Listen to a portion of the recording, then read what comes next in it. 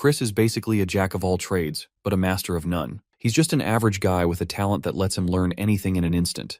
To make a name for himself, he ended up joining the hero's party. With his talent, he played a significant role in the party, handling all sorts of tasks, which earned him the nickname, the Great Extra. But before he could truly blossom and harness his potential, he met a tragic end when the Age of Destruction began. It was during the time when the Demon King of Carnage, who hailed from the Magic Empire, started wreaking havoc in the Dominion of Light, and Hero Evan was not strong enough to stop him. As expected, they failed, and the Dominion of Light eventually fell into the hands of the Demon King of Carnage. Before dying, Hero Evan had one last wish. He wanted Chris to ascend to the role of hero. He wished he could turn back time and make this last wish turn into reality. However, Chris didn't share the same sentiments. After enduring so much hardship in life, this death felt more like mercy, a gateway to freedom from misery. Even if given a second chance, Chris would rather have been born into a rich family. That was his final thought before he perished and regressed back in time. He was reborn into the body of a young master of the Magic Empire, the very empire from which the Demon King of Carnage hailed from. For extra context, the Dominion of Light is the place where humans live, while the Magic Empire is the place where demons live, which are also called fiends. The place he was born into was the Dark Magic Clan, one of the 12 clans that support the Magic Empire, as his eerie name suggests. From what he understands, he had regressed 15 years back in time, 5 years before the beginning of the Age of Destruction. Now Chris is a rich brat, but the owner of the body he now possesses is far from pleasant. He's inhabiting the body of Christian Van Baron Khazar. According to Chris's past life memories, Christian inherits the noble Van as his middle name, meaning he's part of a branch family. The House of Count Khazar is a branch family of Baron County, also known as the Dark Magic Clan. Although the Khazar family is just a branch, it still holds a lot of power and influence due to its good standing within the Dark Magic Clan. Their wealth only amplifies their influence. To further emphasize the Khazar family's status, there's not a single fiend within the Magic Empire who doesn't recognize their influence. The Khazar family has 2 potential heirs, but the eldest son, Christian, is a troublemaker who always attracts problems. But the crucial thing to note here is that Christian was eventually murdered by his relatives. This is brutal news for Chris, who has just inherited Christian's body and is now about to die. All Chris ever wanted was to be born as the son of a regular rich family with no unnecessary drama. But beating himself up over his bad luck won't do him any good. So he needs to think hard about what to do to avoid dying. He still has 2 years before Christian dies. It's important to note that he was eliminated within the House of Count Khazar, a family that places great importance on honor. This likely means Christian was an absolute good-for-nothing, and thus murdered by his own family in order to avoid any damage to the family's name. So, Chris hopes that if he becomes a nice person and keeps a low profile, he might dodge that death bullet. Now that the issue of dying has been dealt with, Chris starts thinking about living a comfortable life with all the money he has. But his daydreams soon hit a snag when he remembers the Age of Destruction that will start in the future. The Demon King of Carnage started the war to sacrifice humanity and complete Ragnarok. By the time anyone realized this, it was already too late, and both the Dominion of Light and the Magic Empire met their tragic ends because of Demon King's selfish desire. If Chris truly wants to survive, he'll have to figure out a way to stop the coming apocalypse. The Demon King of Carnage is powerful on his own, but he also has an entire army of loyal fiends from the Magic Empire. The only way Chris can stop all this madness is to become more powerful than the Demon King of Carnage. The only way to do that is to become the Demon Emperor himself and sit at the pinnacle of the Magic Empire. He has 5 years before the Age of Destruction begins, which is enough time to come up with a plan. If he succeeds, there's no doubt that the entire Magic Empire will belong to him. Later, we see Christian getting scolded by his father for leaving his room, despite being grounded. The head of the house isn't stomaching the fact that Chris dared to show his filthy mug without properly repenting for the embarrassing incident he caused not long ago. Count Khazar gives him one last warning, making it clear that his next act of negligence will be his last, once his head is chopped off his body. The menacing, almost suffocating aura of Count Khazar is so intimidating that Chris is literally shuddering instinctively. Eventually, he sincerely apologizes for all the wrongdoings he has committed until now. Chris is trying to mend his relationship with Count Khazar because he wants to get rid of the bad image everyone holds of Christian. This is the only way he can move forward with his plans. He continues his apologies, hoping to sway the Count's heart. But it looks like a few words of apology aren't cutting it. The Count has no intention of believing his son's words after all the trouble he has caused. Meanwhile, Chris is trying to figure out what in the hell this bastard Christian pulled off to make the Count lose all trust in him. There are so many horror stories Chris has heard about Christian that he isn't even sure which one is the most recent. So, He reminds his father that he lost a portion of his memories a few days ago. Because of that, he doesn't even remember what he did that made his father lose all trust in him. He goes on to say that, in an effort to remember, he reflected on his past actions, only to realize how awful he had been all this time. He completely owns up to the downfall he caused to his father's reputation.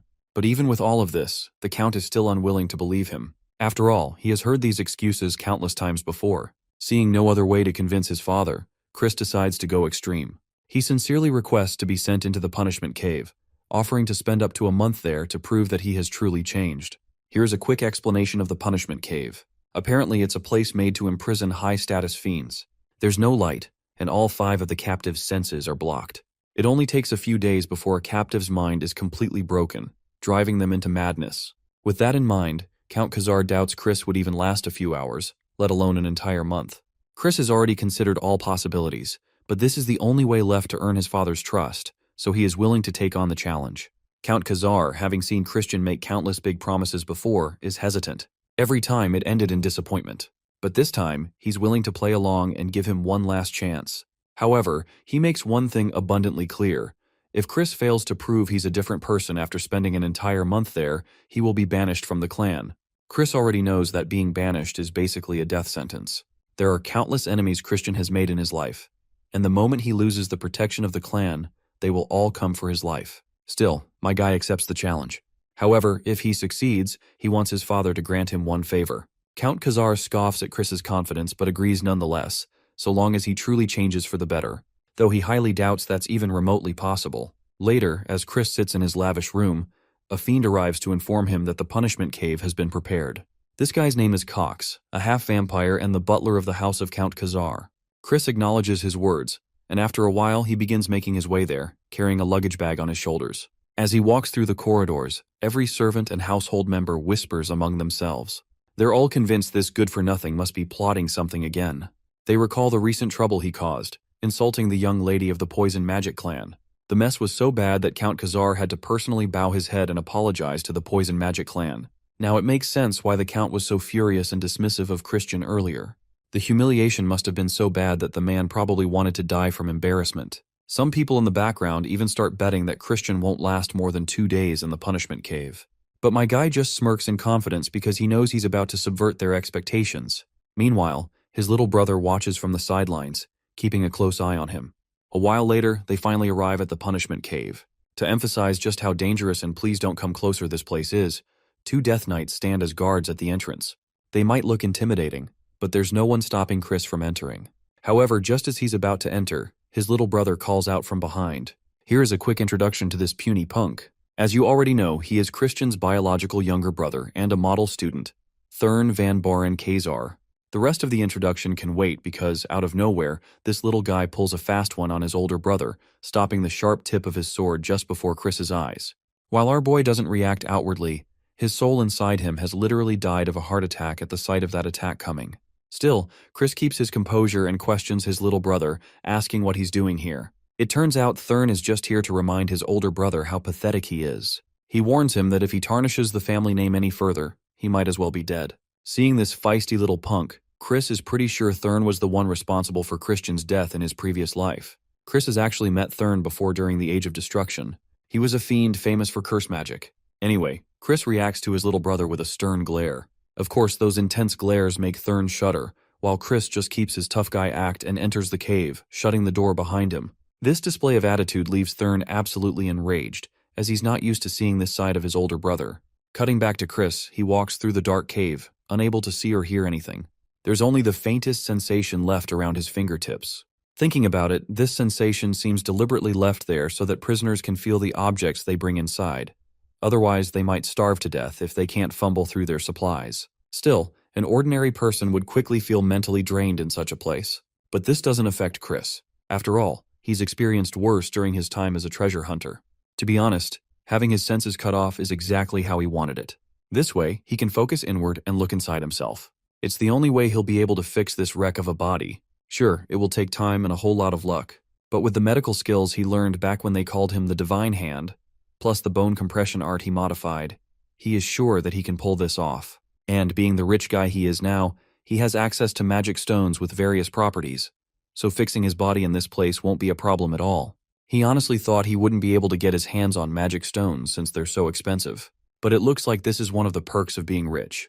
In his previous life, Hero Evan and he had to struggle just to obtain them. His first step will be to use a white magic stone, which will purify any toxins in his body. It might be a boring process, but it's an essential stage. He'll need to meticulously clean the toxin buildup across his body with white mana. Even the smallest mistake would cause immense pain, but for Chris, it's a walk in the park.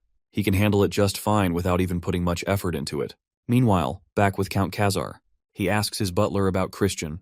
The butler reveals that Christian obediently entered the punishment cave. He's sure that Christian is going to be so wrecked that he won't even have the strength to call for help. These unsettling words only serve to make Count Khazar even more worried. He starts questioning himself, wondering if it was the right decision to let him go inside. Count reflects on how Christian had such a promising future as a child, so he is unsure how he could have broken apart so suddenly. For a moment, he even starts to question if Christian's exceptional talents went to his head. Regardless of the reason behind his downfall, the Count would rather see Christian die crippled than live miserably. As much as he wants to place faith in Christian's words, he just can't bring himself to do it. After all, this isn't the first time his son has tricked him with smooth talk. Count then questions his butler, asking if he noticed Christian carrying anything when he entered the cave. The butler hesitates to reveal anything, but under Count Khazar's scrutiny, he's forced to open his mouth. He reveals that Christian carried magic stones with him into the cave. Among them were dreamstones, which can make anyone hallucinate. The butler fears that since they don't know what exactly Christian is up to, they should open the cave immediately. But Count Khazar responds sternly with a firm no. Even if Christian is plotting something shady, it's all the more reason to let him die there miserably. A month passes, and Count Khazar finds himself standing right outside the cave's entrance. Before Chris even makes an appearance, the Count has already convinced himself that his son is as good as wrecked by now. But of course, his expectations are completely subverted when he sees Christian emerging from the cave, with a broad smile on his face. As surprising as it is, there's no denying that Christian has fulfilled his promise by returning as a completely different person. The Count can't help but notice the brightness in his son's eyes, something he hasn't seen since Christian was a child. This change might be admirable, but Count Khazar isn't about to loosen up immediately. He's still firm in his belief that this small achievement isn't enough to convince him that his son has truly changed. However, Christian doesn't back down. He makes it clear that he'll keep working even harder if that's what it takes. Christian is certain his father believes he barely endured the cave, but that's far from the truth. In fact, Christian was so busy training that he didn't even have time to get bored. First off, he optimized his body to master swordplay. Thanks to the white mana stone, he never ran out of juice. But the real game changer was the dream stone. The butler had tried to stop him from bringing a narcotic mana stone into the cave, but Christian was glad he had stubbornly brought them anyway. The hallucinations caused by the dreamstone drastically reduced the time it took for his metamorphosis. On top of that, he created 2 cores within himself. Christian couldn't help but feel proud of everything he achieved in that deadly cave. He was convinced he was a genius. After all, having 2 cores wasn't something you came across every day. Because of this, he hid his light core inside his darkness core. If anyone discovered this, their reaction would be nothing short of explosive. But his luck didn't stop there. He sensed that someone in the cave was hoping he would break down under the hallucinations, but Christian used that as a catalyst to push himself even further. Back in the present, Christian wants to cash in on the favor his father promised him. He requests permission to use the Black Swamp Knights training grounds. Of course, Count Khazar's face immediately twists with annoyance at such a bold and reckless request. As far as the Count is concerned, a good-for-nothing like Christian has no business being there. After all, the Black Swamp Knights are one of the 3 orders of knights that support the Dark Magic clan, and only the most elite knights are allowed to display their skills there. But Christian stands firm. He's not asking to join their order, just to borrow their training grounds. He believes that watching the bravery of the Black Swamp Knights will have a positive influence on him. After a brief pause, Count Khazar agrees, though he issues a stern warning. Don't disgrace yourself in front of the knights, or it will end with your death. Christian acknowledges the warning, and before his father can leave, he asks for another favor. Later, Christian arrives at the training grounds. As he's minding his business, some knights in the background start murmuring among themselves, recognizing him as the good-for-nothing young master. The knights don't even try to hide the fact that they're bad-mouthing the Count's son, which speaks volumes about the state of the magic empire. Here, strength matters more than social status. There's another reason Christian wanted to come to the Black Swamp Knights training grounds. He apparently wants access to enter the library. His father had told him that he could only enter the library once he obtained Deputy Commander Melon's letter of recommendation. Only then would Count Khazar grant him the key. You see, the library houses all the dark magic grimoires of the Khazar house, and to learn dark magic, Chris must gain access. While Chris doesn't object to the condition, he's puzzled as to why it's even necessary since he's an important member of the clan. His father reminds him of the time Christian tried to sell the advanced grimoires on the black market. Even Chris has started to question the kind of life Christian led back then. The title, Good for Nothing, is certainly fitting. Now Chris's top priority is to get the deputy commander's recommendation. Among the knights standing around, Chris's little brother is present too. He doesn't waste a second before throwing a barrage of colorful remarks at his older brother. Of course, Christian finds it a drag that he has to deal with this brat once again. But as he thinks it over, a smile forms on his face. This might actually be a good opportunity for him. Thurn walks up to his older brother, orders him to turn around, and never return. He insists that Christian should not throw away the life he narrowly saved in the punishment cave. But Chris remains as sassy as ever, making the brat shudder once again by revealing that it was their father who gave him permission to enter the training grounds. At that moment, another prominent figure walks into the scene. This woman's glare could cut through steel, and it's clear she can't stomach Christian's presence here. Doesn't matter even if the Count gave him permission. For the record, this intimidating lady is Deputy Commander Melon. Her presence alone fills the air with 4-star dark energy, a clear attempt to scare Chris into running away like a sobbing child. But as we know, this is far from enough to intimidate our boy. The onlookers notice how Christian is completely unshaken by her dark energy, and even she tenses up upon realizing how unhinged he seems in the face of it. Christian greets her calmly and initiates the conversation. He acknowledges the wrongdoings of his past and the lack of trust people have in him, but he's ready to prove that he's qualified to use the training grounds. Christian proposes that he will fight against one of the fiends present here and prove himself by winning. Naturally, Deputy Commander Melon dismisses his suggestion as nothing more than a joke. But Christian isn't here to joke around. In a calm tone, he requests that she refrain from using her dark energy during their interaction. He humbly asks for an unarmed duel, as his capacity for dark energy is currently not what it should be due to his debauched lifestyle. Melon considers his request. Even if this is a duel, she can't afford to let the heir get hurt. So she asks him once again if he truly has what it takes to engage in an unarmed duel. Christian remains confident and states that he would like to choose his opponent, none other than his brat of a little brother, Thurn. This infuriates Thurn, who's absolutely livid at being challenged by his good-for-nothing brother. Even Melon thinks Christian is putting his hands into a lion's maw. She warns him to choose his opponent more wisely, considering Thurn is already at 2-star level. For context, 2-star is a level that few 13-year-olds can ascend to. If you don't have the raw talent for it, it doesn't matter if you're 13 or 23, you won't even scratch the surface of this level, let alone ascend to it. But as we already know, Christian is no pushover either. He firmly declares that he wants to fight someone stronger than him, because this is the only way he can prove himself. Fighting Thurn, he believes, is the optimal choice. However, there's a catch. If Thurn is too scared to fight his own brother, it changes the whole dynamic of the duel. Naturally, Thurn falls for the bait and accepts the duel. Soon, the two face off in the center of the training grounds. The other fiends circle around them, eagerly waiting for Thurn to win and for Christian to taste the bitter sting of defeat. But before the duel begins, Christian wants to know how the winner will be decided. He suggests that they fight until one of them surrenders. Melon, clearly displeased with Christian, proposes instead that they continue until one side is completely incapacitated. This way, she believes Thurn will have the chance to seriously cripple his brother, as he wouldn't have the option to surrender. My guy, however, is more worried about his opponent than himself. He doesn't want to seriously beat his little brother. Of course, these jabs rile Thurn up even further, and he's more enraged than ever, itching to show his older brother what's what. Chris seizes the opportunity and makes his first move by slapping the living shit out of his brother. The slap is humiliating and uncalled for, but the duel has already started, so it's all fair game. Thurn tries to slap back, but Christian easily dodges it by simply ducking backward.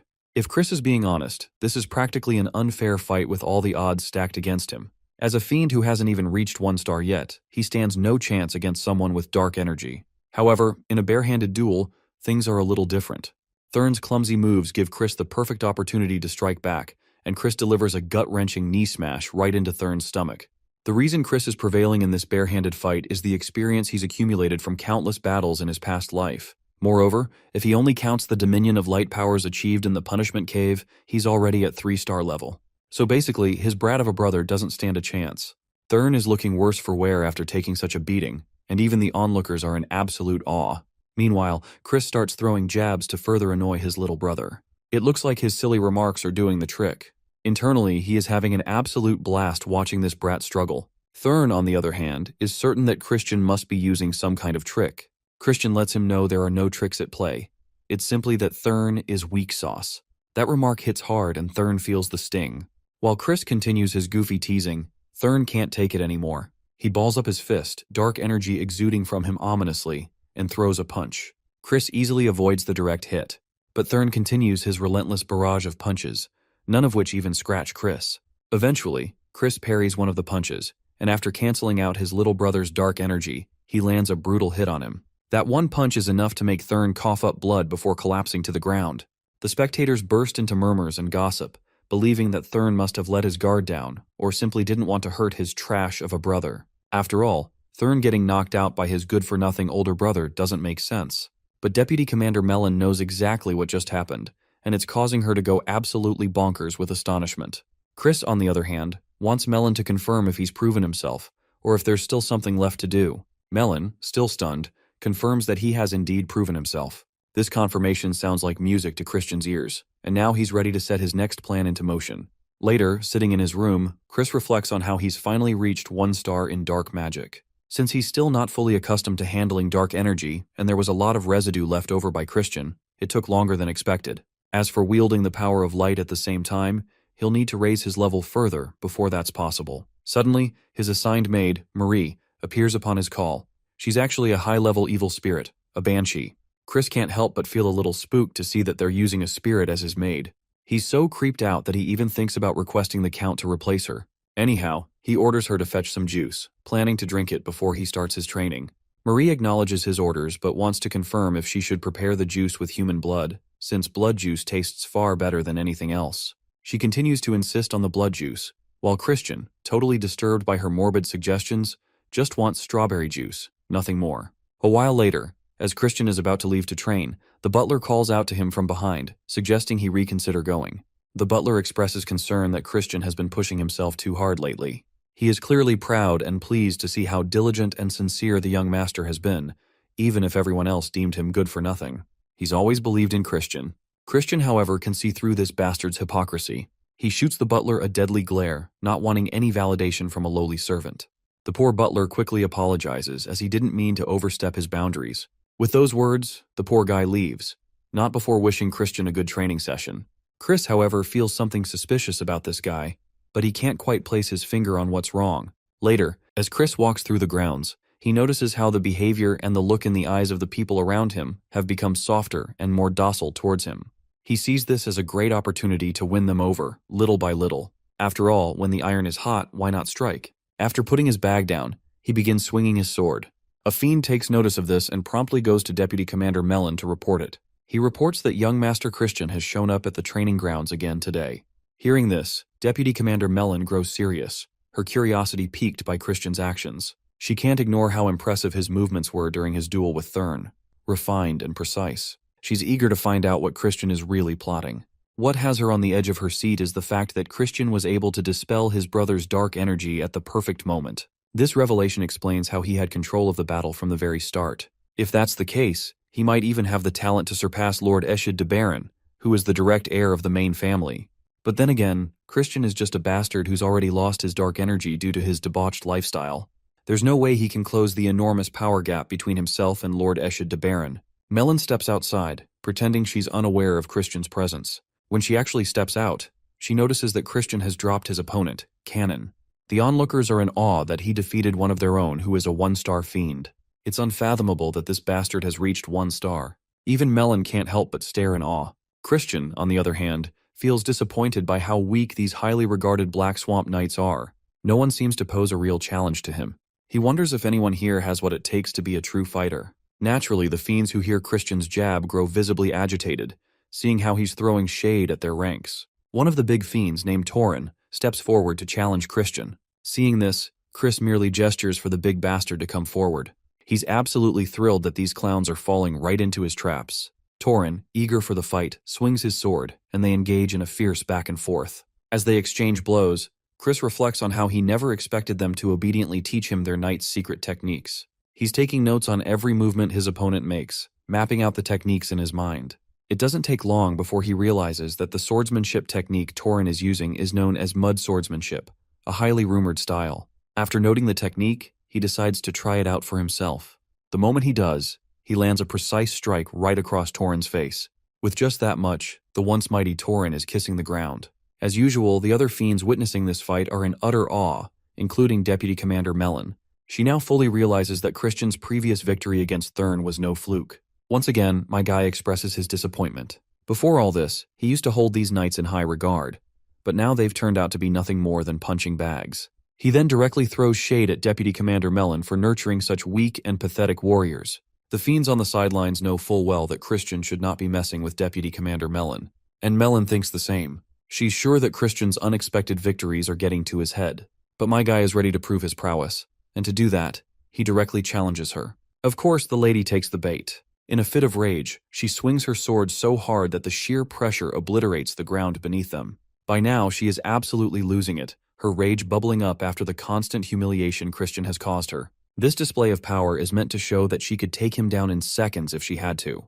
My guy doesn't shy away from admitting that she indeed has the upper hand with her full strength, but he argues that it's not fair. According to the rules, the use of dark energy is only allowed against opponents up to 1-star level, and since he is only 1-star level, she can't possibly use dark magic against him. She is only allowed to use dark energy. He claims it's only fair they fight with wooden swords. Melon agrees to his suggestion. Even with this handicap, she's sure she can obliterate his legs with just a wooden sword. No need to waste any time with jibber-jabber, let the battle begin. Deputy Commander Melon takes the initiative, throwing her sword down at Christian. He blocks her direct attack with his own sword, and they engage in a fierce exchange of blows. Their movements are so fast that the onlookers can barely follow. What's even more mind-boggling is that Christian is holding his own against her. Even Melon herself is starting to get agitated, realizing that no attacks are landing on him. Even though he's just a weakling and shouldn't stand a chance against her, the situation is eerily similar to the previous fights where his opponents failed to land a single blow on him. Seeing the distress on her face, Chris can't help but throw jabs at her, which only further irritates her. She raises her sword, charging it with dark energy, and brings it crashing down. But Christian dodges it with ease, charging at her and landing a hard head smash straight to her face. The impact causes her nose to burst. This strike was a calculated risk from our boy's side. He realized that as long as Melon's dark magic was bound, she wouldn't be able to block such an opening with just physical strength alone. His hunch was right on the money. If Melon were a fiend who focused solely on the sword, that wouldn't have worked. Instead of breaking into a cold sweat after having her blood spilled, Melon bursts into hearty laughter. She finds it kind of adorable and funny because she never expected him to headbutt her. Finally, she admits that she was wrong to look down on him, and promises to personally give him the extra attention he deserves to help increase his growth. But then, Christian reveals something shocking. When he headbutted her, he scratched her neck. If his nails had been laced with poison, she would have been a goner by now. Melon sincerely accepts her defeat and is ready to grant him whatever wish he requires. However, she wants another duel with him. Chris has no problem with a rematch, but he makes a request in return. Melon agrees without hesitation. Taking advantage of the opportunity, Chris asks if she can kneel before him. It's a shocking request. For Melon, this is an impossible ask. Her loyalty lies with the main family of the Dark Magic clan, House Baron. Chris acknowledges what she's implying but assures her it won't matter when he ascends as the next leader of the clan, ultimately making him the top dog. Melon is taken aback by this, dismissing it as wishful thinking. After all, there are 5 young lords recognized for succession rights, and they're all direct descendants of the main family. Christian, as a bastard, doesn't stand a chance. Christian flashes a cunning smile, reminding Melon that there's no rule preventing a branch family member from becoming a young lord. Regardless, he accepts the challenge for another duel. However, their next fight will take place in a month, and there will be no restrictions, meaning they can go all out. Melon has no problem with this. In fact, she can already envision the humiliating defeat that awaits him. Chris, on the other hand, warns her not to be too sure. After all, the world is unpredictable. With that, he bids her farewell and promises to see her in a month. He silently vows to make her realize who her true loyalty belongs to. Later, Christian presents the letter of recommendation from Deputy Commander Melon to his father. As he hands over the recommendation letter, he also takes the opportunity to provide feedback on the Fiend's lackluster fundamentals and suggests that more focus be placed on their training. The scene then shifts to a little earlier, where Melon, having faced Christian on the battlefield, reveals everything to his father regarding his growth. Despite his low star rank, he easily defeated opponents with solid foundations, and even Melon herself had been humbled by his unexpected skill. She admits she enjoyed the fight, though the defeat caught her off guard. In the present, the Count continues to stare at his son, taking a long, silent moment to make sure the person standing before him is indeed Christian. Finally, he extends his hand, handing over the key to the library. Later, Christian feels a sense of satisfaction while holding on to the key. Not only did he obtain the library key, but he also earned Melon's trust. You see, Melon is a fiend from the main family of the Dark Magic clan, was once a 6-star high fiend during the Age of Destruction. If Christian wants to take control of the entire Dark Magic clan, he must have her on his side. He hasn't completely won her over yet, but he's confident that a month will be enough time. As he walks away, feeling proud of his achievements, he recalls Count Khazar's confused yet undeniably proud expression. Chris recognizes that even fiends have familial attachments, and he can tell that Count Khazar is a far better father than the one he had in his previous life. For that reason, he promises himself to make his new father proud. Once inside the library, Chris takes note of all the grimoires forbidden in the Dominion of Light, such as blood magic, summoning studies, and curse studies among them. He pulls a book from the shelf, but just as he does, his evil spirit maid suddenly appears, startling him. When he asks what she's doing there, she reveals that she used to be the librarian in this very place. She also admits that she has feelings for Christian, but he doesn't reciprocate her affections. Despite this, she continues to flirt with him, much to his discomfort. On a more serious note, she points out that the grimoire Christian chose is a 4-star dark magic book known as Binding Seal, and she's not sure how he plans to comprehend it. Christian, puffing up his chest, confidently declares that he's a genius. Marie, not buying this crap, nonetheless puts on a supportive facade and praises him. Out of curiosity, she asks why he chose this book, and he cryptically replies that he's trying to catch a rat. The suspense hangs in the air as the scene transitions to Chris doing his usual drills with the fiends. He reflects on his potential suspects that might be the rats he is looking for. First in the list is Thurn, his little brother, who despises him more than anyone in the house. Second is Cox, their butler, who isn't a descendant of the clan but has free access to the punishment cave. Fiends hold the powerful people in higher regard than those of who are of higher social status, so it doesn't make sense for Cox to be circling around a guy like him who is just a weak sauce. It's possible there's a third party behind Cox's actions, but whoever it is wants to bring Christian down. What's most notable, though, is that Cox gave him a dreamstone before he headed to the punishment cave, which is effectively a death sentence. To catch the rats, Chris decides to play the role of the bastard his enemies want him to be. If they see him running his life into the ground, they'll likely get hopeful, making it easier for him to spot who's behind the scheme. He abruptly stops in the middle of his training, throwing a tantrum about how difficult everything is. He quits the drills for the day, deciding to rest. His sudden change catches the others off guard, just as he expected. Later, at the dining table with his father, Chris throws a scene. His father, boiling with fury, feels like a fool for ever thinking his son could redeem himself. In immense disappointment, he leaves the table. As Chris watches the Count sulk, he feels a twinge of sadness, but he knows it's for the greater good of the family. He works hard to spread rumors that he's returned to his old and rebellious ways, like bullying maids while they clean, wasting money like it's water. But when he wants to drink alcohol, his personal maid always makes wine with no trace of alcohol. Chris tries to get her to make real alcoholic drinks because this is part of his plan to catch a rat. He's hoping whoever is behind the plot will think he's back to being the wasteful bastard they want him to be. He then shows his mastery of the Binding Seal spell that catches even his loyal maid off guard. She is left bewildered to see that he has already mastered the spell, but Chris wastes no time in bragging about his genius, something he's been claiming all along. He explains that while all the time he spent causing trouble, he was also secretly studying in order to master multiple spells. Before he can celebrate, his little brother Thurn arrives in his room unannounced. Seeing this, Christian quickly flips his mental switch and instantly transforms from the sober genius into a drunken degenerate bastard, playing the role of a loser.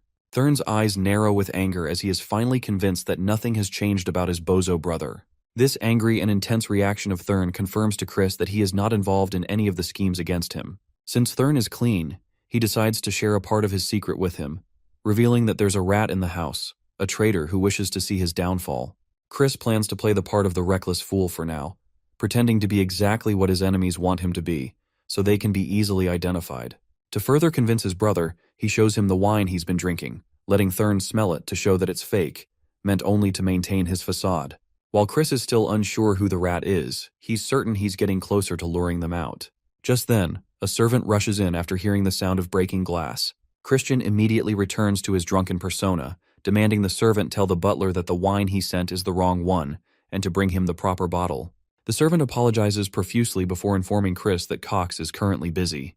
Chris, still acting like a sailor after too many drinks, decides to pay the butler a personal visit. His brother, in the background, can only watch in disbelief seeing how realistically this bastard is performing the role of drunkard bozo. When Christian finally meets Cox, he deliberately flips the bottle of wine over the butler's head, causing it to spill all over him. He accuses him of trying to play dirty tricks by sending him the wrong wine. Cox apologizes and insists that the proper wine will be brought immediately. Chris, however, insists that he fetch it himself. Cox tries to remain calm while explaining that he's dealing with something more pressing and suggests the wine can be delivered later. But Christian continues to push, trying to get a rise out of Cox. Eventually, Cox leaves to retrieve the wine. Chris is astounded by this bastard's patience. Though Cox can mask his emotions, Chris can feel the hostility radiating from him. Once Chris is alone, he begins to go through the documents the butler had been preparing. As he scans the papers, a broad smile spreads across his face when he notices that Butler had been doing embezzlement of funds. If Cox is truly a rat, it's natural that he has tampered with the finances, but there's no clear evidence yet to confirm that he is indeed the rat. Soon enough, Cox returns with the correct wine. Christian, still playing his role, accepts the bottle and wonders if the butler is angry with him for his impudent behavior. The butler, however, appears to be grateful for the opportunity to serve his young master. Before he leaves, Cox relays a message that there are Christian's friends who want to meet him at their usual hideout. Of course, Chris has no idea who these friends actually are. Cox warns him to avoid them, claiming they are trouble. But this only intrigues Chris more, inciting him to meet these mysterious individuals. At the hideout, we are greeted by a lavish spread of food. As Chris sits there, his attention is immediately drawn to the terrified maid serving drinks. He can't help but comment on how these pigs have made the poor girl pour drinks for their fat asses. As she serves him a glass, he notices something off about it. Without hesitation, he throws the wine in the face of the fatty sitting at the table. He does not beat around the bush before accusing them of spiking his drink with something shady. Before things can escalate further, he uses dark magic to knock the maid unconscious, not wanting to traumatize her with the scene that is about to unfold. The group is stunned to see him use dark magic, surprised that Christian has already learned such powerful techniques. But before they can react, my guy slams both of the culprits onto the table, causing blood to splatter. The fatty demands to know why he was attacked. Chris, in response, pulls out a dagger, because he won't tolerate any pretenses from them. After some interrogation, the skinny man finally confesses that they were only following orders from someone who had blackmailed them with drugs he and his friend smuggled. They had been ordered to frame Christian for a murder they intended to commit on the maid. Chris presses them for the identity of the mastermind. The skinny guy hesitates, but in order to make him speak, my guy lets this bastard know who is calling the shots here. Reluctantly, the skinny bastard reveals the truth. Cox is the one behind the plot. With everything exposed, the both guys beg for their lives, promising to do whatever Christian commands. Christian, after a brief moment of contemplation, agrees to spare them on the condition that they follow his orders without question. Just in case, he makes them promise this twice, and once they promise, he uses his binding spell over them. The next day, Cox rushes to Count Khazar to report that Christian has committed murder. He claims that Christian, drunk, killed the servant girl who had been serving his drinks and dumped her body into the river. Hearing this, the Count immediately orders that Christian be brought before the Fiend Court to answer for his actions. At the court, Christian immediately pleads his innocence. The Count, however, is not convinced and insists that the testimonies of witnesses will prove his guilt. Christian calmly declares that the murder never happened, and therefore, the witnesses must be mistaken. To prove his point, Christian points to the maid, who, to everyone's shock, walks into the courtroom perfectly alive and well. The two conspirators begins to panic when they realize that they are about to get screwed. The maid reveals that Christian actually helped her by escorting her home and even giving her money to help pay her rent. As far as she's concerned, it was the two men standing there who tried to kill her. The court erupts in shock, and the two culprits are exposed for their treachery. To hammer the final nail in the coffin, my guy uses his magic mojo and makes his two friends talk like the parrots they are under his command. They admit to giving a false report about Christian taking the life of a young girl. Furthermore, they were ordered by Butler Cox to frame the young master for this murder. Unsurprisingly, the butler begins to panic and starts defending himself as if his life depends on it, which, well, it does. Chris already knew this jackass would react exactly like this, so he had already prepared for it. He addresses his father and requests to borrow his authority for a while because he has a direct question he wants to ask Butler Cox. He promises that this one question alone will separate the milk from the water. His father agrees and promptly gives Cox the opportunity to defend himself. So Cox is advised to stand in the defendant's stand. Before Chris can ascend to jury's stand, his father lets him know that if he abuses his authority, he will be stripped off it immediately. Once Chris ascends to the judge's stand, he proceeds to question Cox with the authority he has been granted. First of all, he wants defendant Cox to swear that he will speak nothing but the truth. Cox, of course, swears right away, not that he has a choice. But as soon as Cox swears twice, my guy uses his binding seal magic on him. Even the people in the courtroom can't help but notice. Their reaction is one of awe because there is no way in hell a mere brat should be able to wield 4-star dark magic. Before proceeding further, we learn a little about this binding seal. Basically, my guy modified the binding seal so it could be used even with a lower star rank. However, it has additional conditions. Chris needs the target to swear twice. Now it makes sense why he made Cox swear twice, and also why he made those two goons promise twice before hijacking their brains. Now that the binding seal is a success, my guy questions this shithead about why he hired those two to slander his name. The binding seal begins consuming Cox's mind when he tries to avoid answering. He manages to endure the pain for a bit, but eventually he reveals that he received orders from someone. The man who gave him the order also threatened him about the corruption he had been involved in with the finances, so Cox had no choice but to comply. Before making Cox admit anything further, my guy wants him to confirm whether he is talking about the embezzlement he has been committing behind the Count's back. After confirming this little fact, Chris proceeds further with the trial, asking about the person who gave him the order. When Cox refuses to speak, the pain intensifies, forcing him to utter the name Sir Eshid. This news drops like a nuke on everyone when they realize that it was the second son of the Dark Magic clan, Sir Eshid de Baron, who was pulling the strings. Cox further reveals that now that he has spilled everything, he will be killed by Eshid. But before Sir Eshid can pose any threat to Cox's life, my guy severs this traitor's head right in front of Count Khazar. Before anyone can start yapping about his bold move, Chris clarifies that he punished the sinner under the authority he borrowed from the Count. The Count then questions Christian about why he deemed Cox deserving of a death sentence. Well, Chris's reason is simple. Even if this bastard were left alive, the Main family would likely fabricate evidence and cover up the incident. And getting on the Main family's bad side is the last thing they can afford. Furthermore, this incident has revealed to everyone how Eshid tried to sabotage him. In the next moment, Count Khazar conjures a portal, and both father and son step into the secret training grounds to have a private chat. After all, there were just too many people in the courtroom. From what the Count understands, the only reason Eshid is causing trouble is because of the succession conflict. The Count knows very well that one family's power and authority are directly tied to the successor they support, so it's only natural for Eshid to feel threatened.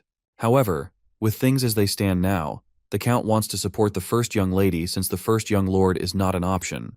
But this is then Chris puts himself up as the next option. He wants to volunteer to become the next successor. It goes without saying that the Count is dismissive of the idea. It's impossible. But Christian reminds his father that anyone from a branch family can be recognized as a potential successor if they possess the necessary ability. His father, however, believes that this is only true on paper. Something like this happening in their clan is unprecedented. That's when Chris reminds his father that Eshid sees him as a potential rival, which is the only reason he wanted to eliminate him. The Count does acknowledge that Christian might have been more talented than Eshid during childhood, but as of now, Eshid is far ahead. Chris, however, believes that he has already started catching up, and to speed up his growth even further, he wants his father to use his authority to recommend him for the Sacred Dark Rite, which is set to take place 2 months from now. The Count reminds him that one must be at least a 2-star to even consider participating in the rite. Well, that's the least of Christian's concerns. He promises to reach 2-star within the next 2 months, so he hopes his father will grant him this favor. Well, looks like the Count has no choice but to heed the young master's command. Later, we see servants murmuring among themselves about how much our boy has changed. Rumors are spreading that the Count has been personally training him these days. The training Christian is going through is said to be so tough that even senior knights can barely endure it. We then promptly cut to our boy, who is cutting down stuff with the new sword techniques he has learned. Seeing his progress, even the Count is astonished at how fast Christian is adapting. Like he's learning in days. The Count is further shocked when he sees Christian pull off another technique against a training dummy, slicing it limb from limb. Apparently, Chris mixed the mud swordsmanship with the black scythe sword energy, creating an ultimate technique capable of cutting clean through, something mud swordsmanship alone couldn't achieve. Of course, the Count's soul practically leaves his body upon seeing such prowess. Normally, using 2 techniques at the same time would make it difficult to cast curses, but Chris shrugs it off as super easy. In fact, it's barely even an inconvenience for him. 15 days pass, and we see our boy totally drained on the ground. While this dude can pull off complex swordsmanship mojo, he can't handle the strain of cardio after running. What's worse, there's no way to cheat his way out of it since stamina accumulates gradually. As he catches his breath, Deputy Commander Mellon pops up out of nowhere. She's just here to give him a soft reminder about the looming duel, which is just around the corner. She's eagerly anticipating the fateful day when they will exchange blows again. While he's trying his best to improve, she believes it's still not enough to close the power gap between them. Thus, his dream of making her kneel before him is just a thought that exists in his head. But Chris is confident, determined to make this thought a reality. She likes his warrior spirit, so before leaving, she commends him for it and hopes to see him bring out the best version of himself, just so he can entertain her enough. For context, Melon is currently an upper 4-star. Within a single stage, there are 3 tiers: lower, middle, and upper. Even though Christian is an upper 1-star, he's still way below her level. But it looks like our bro already has a perfect plan to overcome this gap. After all, he's a rich brat now, and he plans to leverage that to his advantage. Later, he meets his evil spirit maid, Marie, who looks drop-dead gorgeous. Since this is their first outing together, she made sure to dress properly. It almost seems like she's turning this into a date. Christian, of course, denies inviting her along. He had only told her to prepare his bags, and that's it. But the way Marie looks so obsessive, it doesn't seem like the poor guy can catch a break. He even asked his father if he could lay off this obsessive, love-struck evil spirit and get an attendant who's human. But his father sadly reminded him of the master-servant contract Christian has with Marie. After all, a high-ranked banshee can't be managed without a contract. What's worse is that if he wants to cancel this contract, he's required to have a deep kiss with Marie. Back to the present, Christian once again reminds Marie that she can't come, as he's headed to a place where they'll encounter a lot of people. He worries that she might end up hurting people with her spiritual energy, which he doesn't like. Of course, Marie starts acting like a helpless, cute, snobbing puppy. After further guilt-tripping him about how she hasn't seen the outside world in decades, she finally charms her way into convincing him. While Christian reluctantly gives her permission to tag along, he still wants her to stay away from other people. The girl literally flips from a sobbing mess to a charming pretty lady upon getting permission. As she starts following him, she's quite curious about the purpose of this outing, to which he says that he wants to rack up some profits. Marie quickly showers him with the gold coins he told her to carry, reminding him that he already has plenty of money. So why does he need more? First of all, he makes it clear that this money isn't enough, and secondly, he wants her to put the damn money back. Anyhow, she continues to guess what he might be after, perhaps more gold or land ownership. But every guess she makes is way off the mark. Once they get to the carriage they're supposed to drive, Christian is hit by yet another uninvited guest tagging along on this journey. And that person is, of course, his little brother.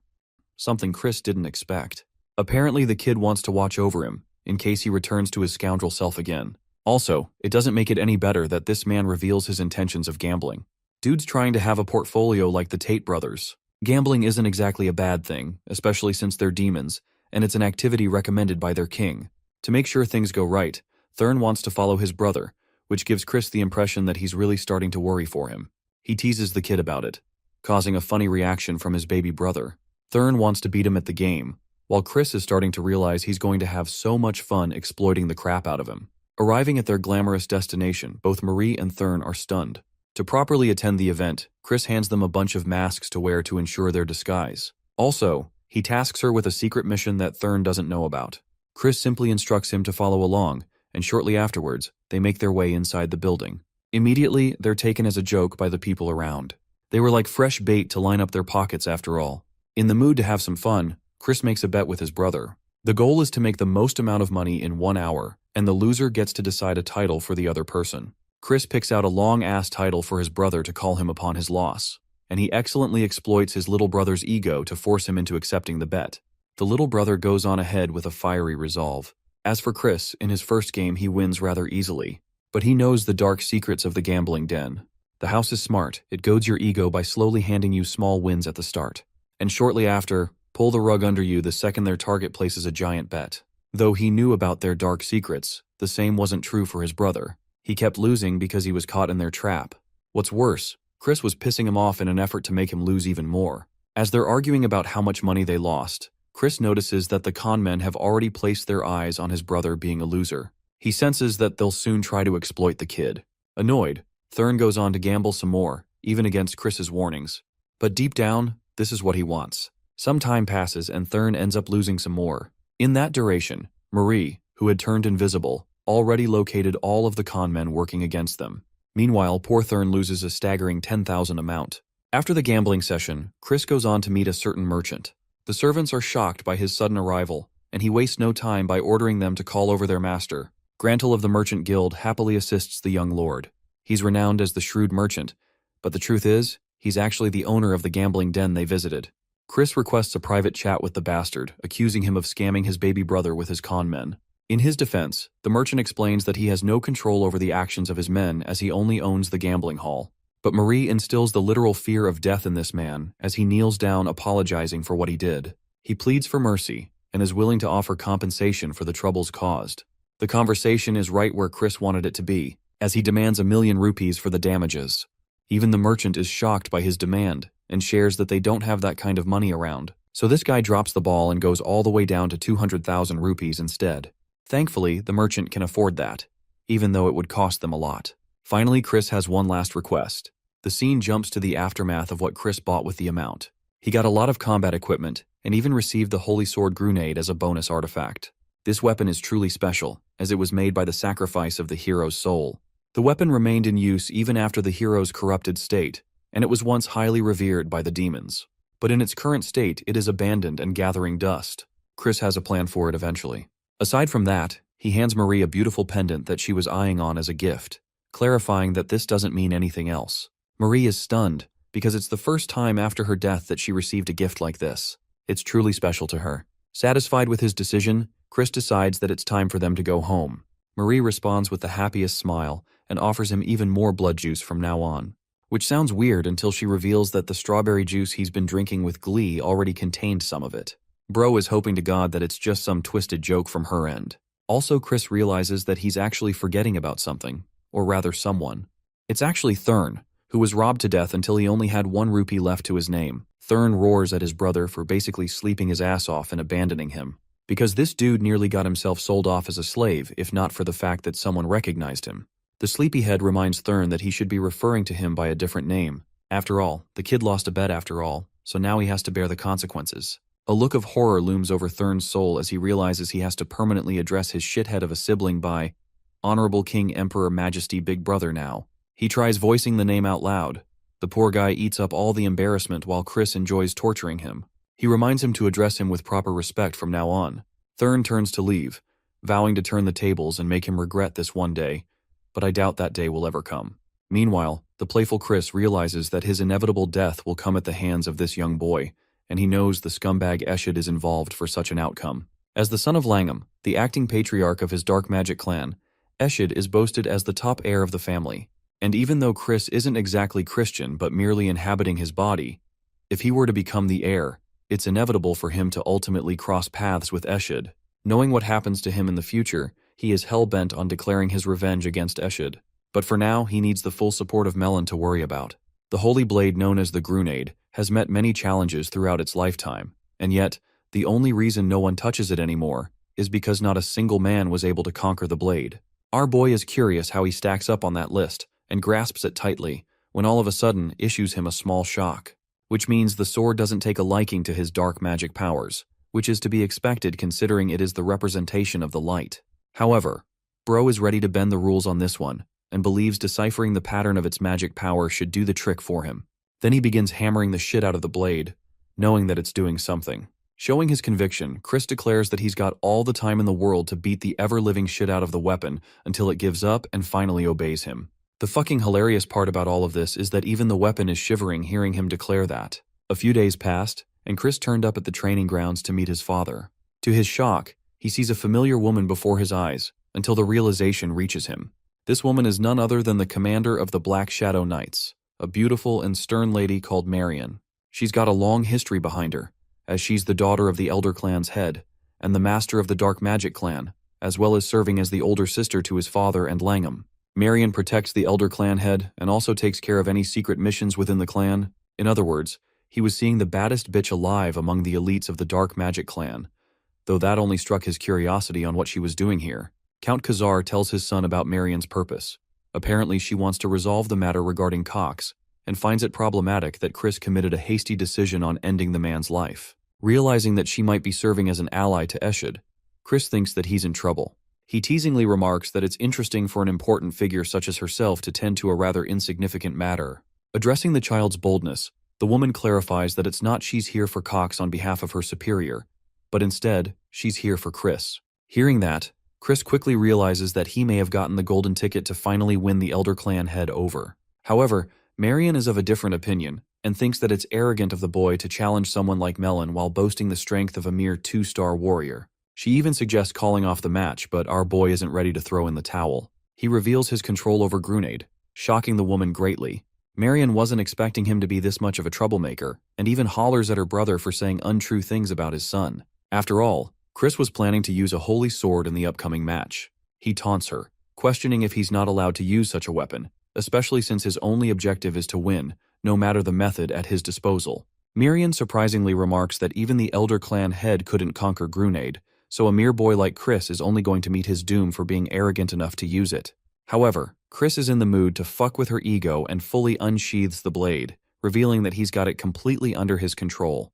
At first, Marion questions if this is some kind of trickery or if he's using a fake, but the moment she grabs onto the blade, it burns the crap out of her hand, causing her to toss the blade aside. She can't believe that Chris is casually picking up the weapon without any issues. He doesn't give away the main reason, but he does reveal one thing.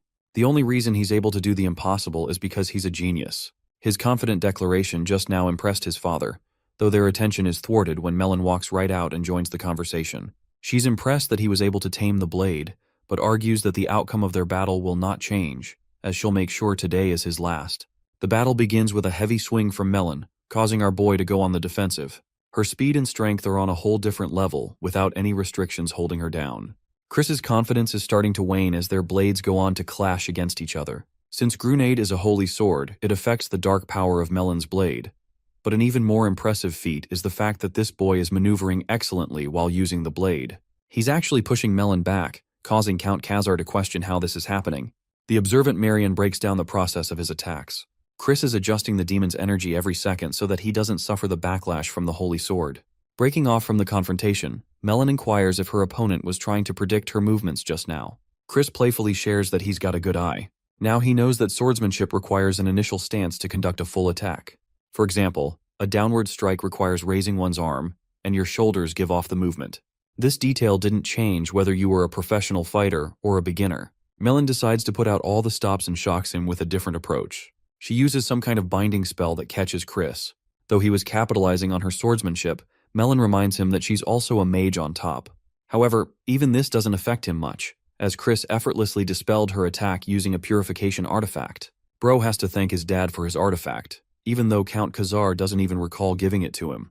Chris reveals that he's quite the excellent thief, so it's okay. Apart from that, he believes one's equipment is also a testament to their skill. Saying so, he tosses some kind of sphere that explodes up in the air. Melon was distracted when the real orb came from just ahead of her, exploding viciously and wrapping her in the destruction. Chris remembers purchasing this artifact as well, but he knows this much isn't enough to beat his opponent. Melon's blade cuts past the fire and reaches Chris, who not only blocks the attack, but also shatters her weapon with a smile. The more this fight goes on, the more he impresses Count Khazar. Melon emerges from the aftermath of the orb, and maniacally reveals that she's having way too much fun. The chick's gone crazy, and she's curious how he's going to deal his next attack. Even Marion is afraid of seeing her lash out in such a state. But Chris capably uses this moment to his advantage, letting her attack slip by as he pins the blade to her neck. The battle is won, much to Melon's surprise, Marion's disappointment and Khazar's amazement. Instead of being a sore loser, Melon simply lets out a laugh, realizing that he did all that just to make a point. And now, he wants the reward for the proposal he made. Though he's also fine with respecting her wishes if she doesn't want to serve him. Melon questions if she can have more exciting duels if she chooses to stick by his side. Chris promises that they'll have tons of battles, and officially makes her his own ally. After the fight, we get to see Marion's perspective, who hasn't forgotten his meticulous control over the dark energy. She vividly remembers her master being unable to withstand Grenade for more than a few moments. To control the Holy Sword, one would have to constantly alter the waves of dark magic, bypassing its rejection effect. But in practice or real combat, that's a really tough call. Even the clan head only thought the demon of Gehenna, or perhaps the demonic dragon, could achieve such a feat. Or maybe some talented fool who could easily manipulate the course of dark energy without trouble. In this case, Chris is that person. Having seen what happened in his fight, Marion amuses the possibility of her father's wish finally coming to existence. In the next scene, we get to see the intimidating orc chef skillfully making a strawberry cake before Chris's eyes. His skills are no joke, and the chef is curious what brings the young master here today of all places. Apparently, Chris wants to make some cookies so that he can give them to someone. His annoying freaky-ass maid is jealous he might be looking for a girlfriend. But Chris waves away any thoughts, and even though the chef offers to make cookies for him, this time he wants to handle the process on his own. As he's saying all that, Bro gets hit with a damn splash of strawberry mush. The orcs are viciously beating the crap out of strawberries, to the point Chris is questioning if this is real blood. Moving forward, we get to see Chris coming to see off his great-aunt Marion. He knew she was about to leave and wanted to say goodbye, a gesture she appreciates. Even more, he hands her a gift-wrapped present. They're delicious cookies he made with love, much to her delight. Marion really enjoys the gift, and Count Khazar suddenly realizes why his son asked him about her favorite snack. Turns out he's a master manipulator with the smallest of details. Marion is even more stunned to hear that the kid personally baked these for her. Upon taking a bite, she's instantly swooned by the taste. Chris wanted to hear those words, glad to hear that. Of course, his aunt wants to return him a gift for his gesture, so she lets him ask for anything. This was the moment he was waiting for. Chris deepens his tactic by requesting her to be his true aunt from now on, even though they're already blood-related. Marion wonders if there's a deeper meaning behind the boy's words, and recalls that he's going to participate in the Dark Rite ritual. She realizes that he wants her support in the upcoming succession conflict. Unfortunately, she can't lend him a favor like that. The thing is, the representatives of the main family must be unbiased in the outcome. That is their one and only rule. Chris argues that he wasn't really looking for something like that. All he cares about is having a closer relationship with his aunt. Marion can't believe that this kid has no ulterior motives behind his words. He puts on an Oscar-level acting performance with his adorable face, pleading with her to help him out. Marion likes his forwardness, and knowing that he baked delicious cookies for her, she's taken a liking to him. She requests more cookies from his side on her next visit, and seeing their relationship blossom like this, Count Khazar wipes a tear off his eyes. Chris is out here really trying his hardest, telling his aunt he's gonna fuck up the taste if she doesn't assist him when needed. Marion smiles, addressing the boy and finally offering him a chance to join the Black Shadow Knights. She's already accounted for his skills for his battle against Melon, and there's a great potential resting inside of him, even greater than the Elder Clan head. But before he's able to bring out that potential, his rivals will pose him a lot of trouble. Marion is worried about that dark future, while Chris reveals that he's okay with dying as long as he's able to conquer the obstacles in his path. Despite her invitation, Chris is confident in his victory and assures her he'll win. This kind of confidence is almost detrimental from her perspective, but she knows that he's an exception and might be telling the truth. That's why she can't stop him. Marion mounts her horse and offers the boy a final piece of advice, strongly warning him against the first young lady. Julianne appears to be the gentlest of them all, but Marion deems her a greater threat than even Eshid, and claims that he'll understand why soon enough. Chris appreciates her advice and bids her farewell. The scene ends with Marion gaining a positive view of her nephew as she returns the farewell. Back in his room, Chris is in a state of contemplation. Marion and his father were both competent 6-star level warriors, but he's yet to hear much about their contribution during the Great War or what role they served.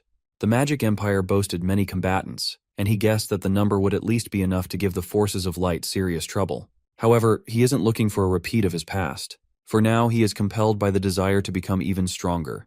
In the next scene, he shares a meeting with his father, who called his boy for a talk. But to his utter shock, he couldn't believe that Chris had already reached 2-star level. The kid has grown to that level in a month's time.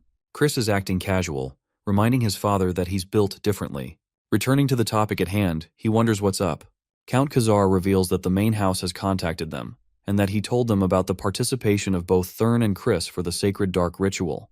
Unfortunately, only Thurn was approved to join the competition, and it's because of Chris's shitty reputation of wasting their family's wealth and engaging in all kinds of heinous acts.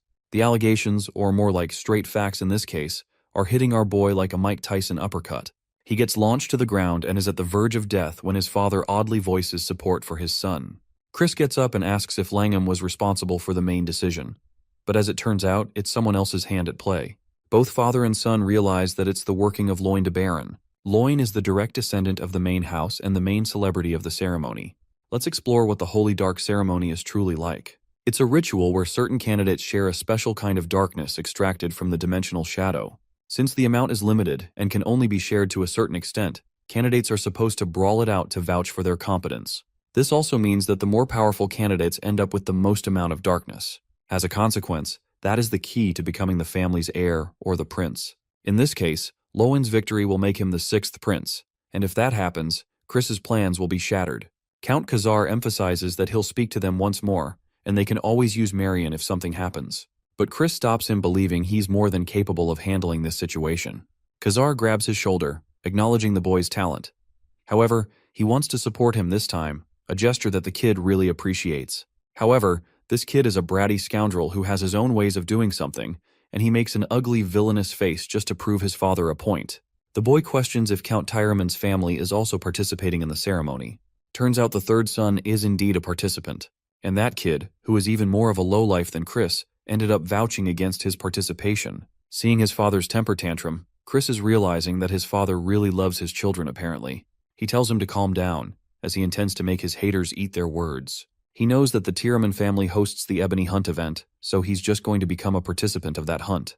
The scene cuts to Marion returning to her lord after completing her mission. She speaks highly of Chris, much to the Elder Clan head's surprise, who remembers the kid being a fool and nothing more up until to this point. Of course, Marion believes that he's changed quite a lot, so the Patriarch proceeds to ask if the boy meets the qualifications to fulfill his wish. The commander reflects that this wish, the one that he's so desperate about, requires overturning fate itself, the desire to break the shackles of death with forbidden magic. Though Marion is unsure at this point, she can say one thing with confidence. The kid is the closest chance of him ever achieving that impossible wish. Hearing those words, the Patriarch is glad, even though the family consensus is against his participation in the dark ceremony.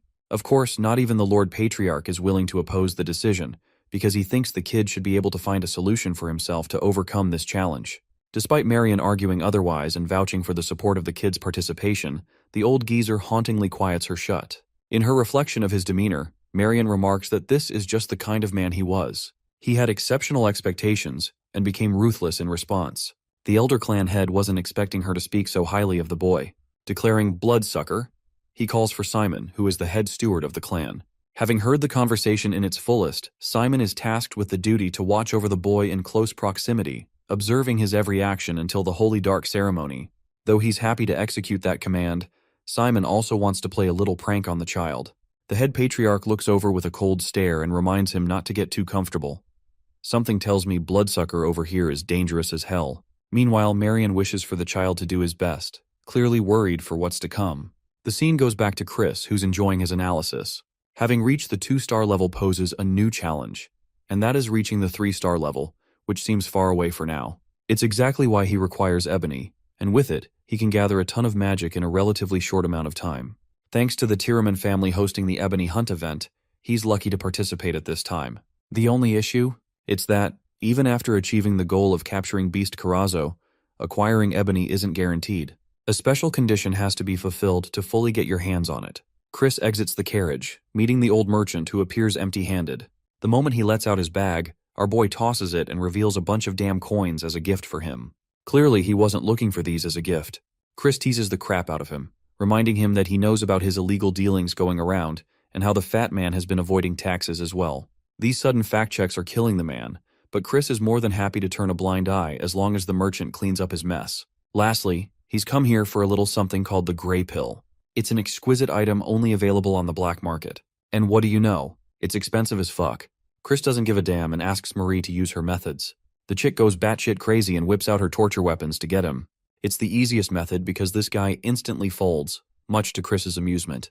On top of that massive request, he also wants him to catch a good dagger and some armor for him alongside it. Saying that, he boards the carriage, and while the old man is cursing the shit out of him on the inside, he crumbles in defeat.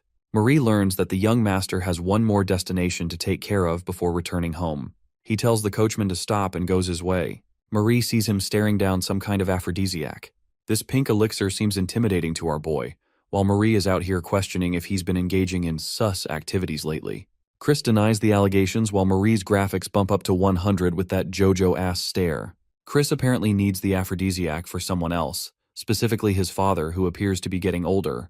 As for the server, he tells the bastard to keep this conversation secret until his grave. Anyway, Chris returns to meet his father alongside his brother. Torturing Thurn like he should, bro, makes him say out his long-ass title. Thurn simply advises his brother not to get hurt during the ebony hunt, while our boy teases him for being worried about his brother. Their quarrel is stopped with their father ordering Chris to beat the crap out of the Tyraman family's contestants. The genius mage promises that he'll return with good news. Funnily enough, Count Khazar is still not over the long title and teases Thurn about it as well. The scene cuts to the Tyraman estate, where an orange goblin waiter doesn't permit Chris to enter the manor. Chris learns that the young Lord Alois has issued an exclusive order, forbidding him from entering. Applying pressure with his words, the young master questions if he's being told to stay elsewhere in the capital. Poor Goblin is intimidated, but alas, he basically says yes. Though Chris's servants jump in to protect his name, he stops them and continues to apply pressure, asking who's going to pay for the hotel. The servant responds that he can merely charge the Tiraman family for it, which is music to our boy's ears. Something tells me this man is about to break their bank. And that's exactly what happens, because this smartass actually goes for the wildest hotel, which is going to cost them 100,000 rupees for their stay. Chris is more than happy to burn someone else's money while he's at it.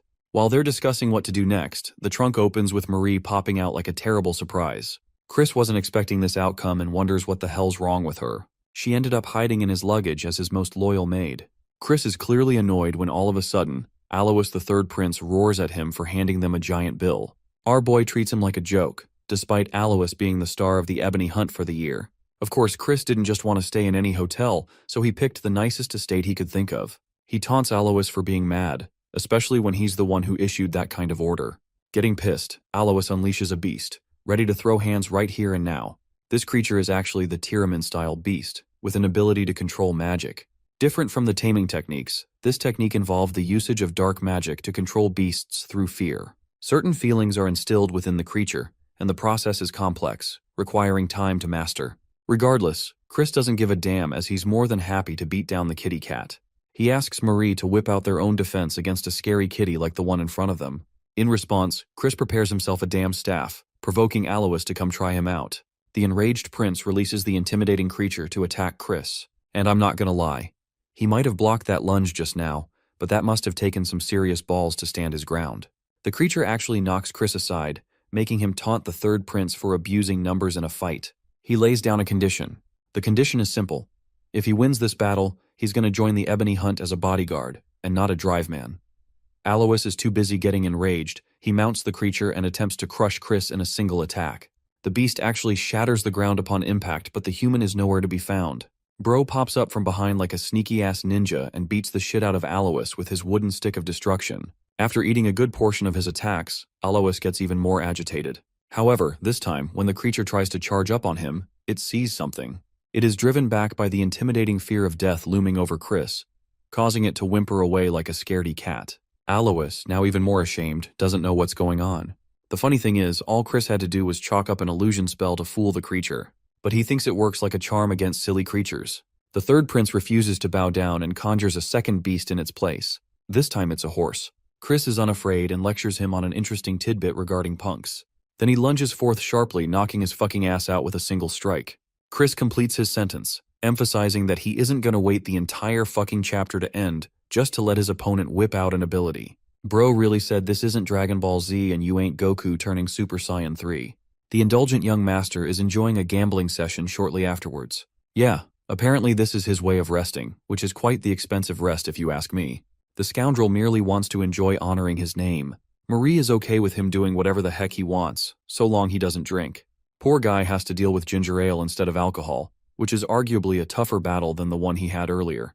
The servants of the Tiraman family are baffled to keep an eye on this guy upon Arlos's orders. Churs turns to offer them a chance to enjoy the game with him. After all, he did end up kicking their master's butt, so there's a good chance Arlos won't be waking up until tomorrow.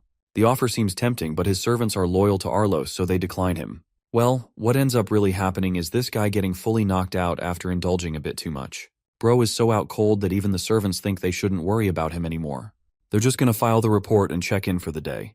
The funny thing? This was his plan all along. Chris effortlessly manipulates them and wonders if they're about to move. He packs his stuff, telling Marie not to follow him, which, as you can expect, must be a really tough call for the freaky maid. Also, remember the aphrodisiac from earlier? She still thinks he's using it for himself instead of his father. Marie is ashamed that he's going out to enjoy some time with the ladies. Chris is baffled by her lack of filter because apparently she thinks in a singular dimension only. The scene cuts to the Kython mountain range, which is supposed to be the hidden domain of the Tiraman family. Demonic beasts run rampant here, which is why Chris is locating their hunting ground. He quickly finds it and thinks the security is pretty crap with only 2 guards protecting the place. Thanks to his invisibility magic that he learned from his stupid maid, he's able to go right past them without worrying about getting caught. Walking right up to the altar, Chris knows that this is where the accumulated darkness reaches its climax. The place is just as spooky as he thought, but now he has to think of a way to gather the darkness. Recalling his conversation with a damn furry, he remembers that the goal is to make Karazo take its own life. The beast must be driven to extreme fear, to the point it sees death as its only way of escape. In the conflict that will follow a feeling of terror and joy, a perfect moment will arise, where light will transform into darkness. It's also the reason Tyraman controls beasts through their darkness hunts. Right now, Chris's true goal is to steal their secret technique and allow the mix of aphrodisiac he obtained to send Karazo into a forceful frenzy. Then he'll steal the darkness for himself. But unfortunately, he doesn't have enough time to master the technique, so he tries for an alternative way. Suddenly, Chris feels a terrifying presence, causing him to jolt back and wonder if there's someone around. But surprisingly, no one is there. He is drawn to an empty cave, which upon entering, he feels an incredible force of malice greeting him. This ominous place has a high-level dark magic barrier cast all over it. To his shock, what he is witnessing before his eyes is the Rift of Gehenna. Gehenna is actually the domain of the demons and fiends, and it is all kinds of scary. It's the one place connecting to the human realm, which leads to an interesting idea. Chris could actually force Karazo to this place using his perfect aphrodisiac serving as the bait. Convinced of this method, he thinks he's got what it takes to fulfill the hunt. But as he's turning around to leave, the bloodsucker pops out of the blue, impressed and intrigued by the young master's actions so far. He was there to witness Chris's fight against Arlos and his impressive manipulation against his servants. Now the child was about to unfold an elaborate scheme too. It excited the Grand Steward to play with him. Thinking of a plan, Simon reaches out to grasp the Rift of Gehenna, which ends up leaking blood as a consequence. The Rift calls out for his name, dubbing him as the Betrayer in a shocking plot twist. Simon makes his move. The day of the hunt is here at last, with Arlos representing the flag of his family. Chris talks some shit in his face for acting high and mighty despite getting his butt whooped. Arlos claps back by mocking him for bringing the unusable holy sword. But Chris thinks he should test the weapon's integrity by beating him with it. Their banter comes to a close when the third prince orders his team to lure Karazo to the altar. He wants the guards and the mages to follow him. While this is happening, Chris is wary of the secret bat eyeing them down. He's happy to assist the bratty prince and goes on to wait for the others at the altar. The mage is annoyed by him and asks him to sit around if he's going to act like a nuisance. Chris happily takes up on that offer and freely goes away, causing the mage to get enraged. Arlos controls him and emphasizes that they should focus on the hunt. Chris is told to guard the flag like the scoundrel he is, which is the easiest task in the world for now. As he's enjoying himself, he knows things are going his way. Also, he ended up acquiring the dagger and orb from Grantel just as planned. Chris observes Arlos and the mage busy with observation. He senses Karazo's presence as the beady-eyed beast arrives at last. From one look, you'd probably think this dumb animal is the cutest creature ever. Arlos is prepared and releases the magic ritual to bind the creature. But despite his tampering, Karazo only gets enraged instead of enticed under his command. The third prince didn't anticipate this outcome and gets bitch-slapped into the ground. The mage rushes to check on his master. To make matters worse, he's been inflicted with poison, causing the mages to erect a defensive barrier immediately. But watching this battle from afar, Chris believes nothing will go their way, especially since he's already caused the beast to go wild using the aphrodisiac. Thankfully, Arlos had the antidote on him, but even he knows they're going to face some serious trouble if this is what they're up against. The guards jump in to drive the creature back, but let's be real. They're not going to do anything against a giant enraged bird who tackles them away with its sheer size. Arlos is about to get slammed into the ground and braces for impact, when suddenly, Chris comes for his support, defending against the attack while at the same time savagely grilling Arlos to the ground. Bro tells him that he's pathetic and that he's willing to help as long as the third prince refers to him as a brother. Arlos is resistant until Chris amuses the possibility of letting this wild creature go on unleashing its fury against the prince. The bodyguards are already down, and the barriers aren't working. Arlos, despite his ego, begs the scoundrel to help him. Pleased to hear those words, Chris happily swipes away the creature with the swing of his weapon. He then uses a binding spell, shocking Arlos greatly with his sudden usage of the technique. However, in reality, he was just using a mockery of the original technique. It was nothing more than a mid-level technique. The beast Karazo resists, but luckily Chris controls it exceptionally well. Arlos realizes what's going on. Chris fooled him and took control of the beast for his personal goal. He leads Karazo all the way up to the secret cave of Gehenna. The place instills the fear of death inside the creature, until it reaches the golden state he was waiting for. Capitalizing on this opportune moment, Chris plunges his blade into the creature's body. By the time Arlos and his men arrive there, it's already done. The third prince is worried for their safety and emphasizes that they should leave as soon as possible. But Chris has no plans of doing so, and shows them the ashened orb he acquired from the beast. Clearly this wasn't what they were expecting. The mage roars at him for intervening, while Arlos actually does a 180 and thanks our boy for saving the lives of his men. After all, it's only because of him that they avoided a darker fate. It almost makes Chris feel bad, especially since he secretly ruined the hunt for him by swapping the orb with a fake. Still, Chris isn't about to fold, and reminds Arlos that he's gotta refer to him as a senior brother from now on. It's a teasing remark to someone who is years older than you already. In the middle of their banter, both of them experience a sudden and overwhelming pressure emanating from nearby. Two terrifying eyes stare down at them from the dark. Chris knows that they're in deep trouble the minute he lays his eyes on a demon of Gehenna. This giant monstrosity greets them with a scary face, and jumping to his protection, Arlos tells our boy to run away while he still can. I'm starting to like him a lot more now. That's a nice change. Taking note of the damn bat spying on them, Chris launches his blade aimed right at the bat, forcing a disruption to Simon's signal. He can't believe that the child noticed his connection, and now that his bat has been destroyed, he can't do anything in case things go wrong, not even after using his bloodline arts. Simon realizes he should hurry immediately, or else they will all die. Back to the cave, Chris expresses that he despises being secretly spied on. The demon laughs, believing that it's a death wish for the boy. Recalling his battles during the Age of Ruin, Chris knows for a fact that this guy is at least at the 5-star level. This means he can't face ugly Sukuna over here, but he can do one thing. Arlos shouts at him for wasting his magic power, and since Chris's sleeping spell didn't work on him just now, Bro deploys the old-school method of punching the daylights out of him. With the prince unconscious, the demon amuses the possibility of a sacrifice being offered. The funny thing is, he's even ready to spare Chris for the tribute. Our boy tells him he yaps way too much and whips out the holy sword grenade. The demon is impressed, but he thinks it's pointless to take out a weapon that not even Chris himself can't use. He unleashes his first attack, causing Chris to block it. But even as competent as he is, he gets overwhelmed by the attack to the point he's coughing blood.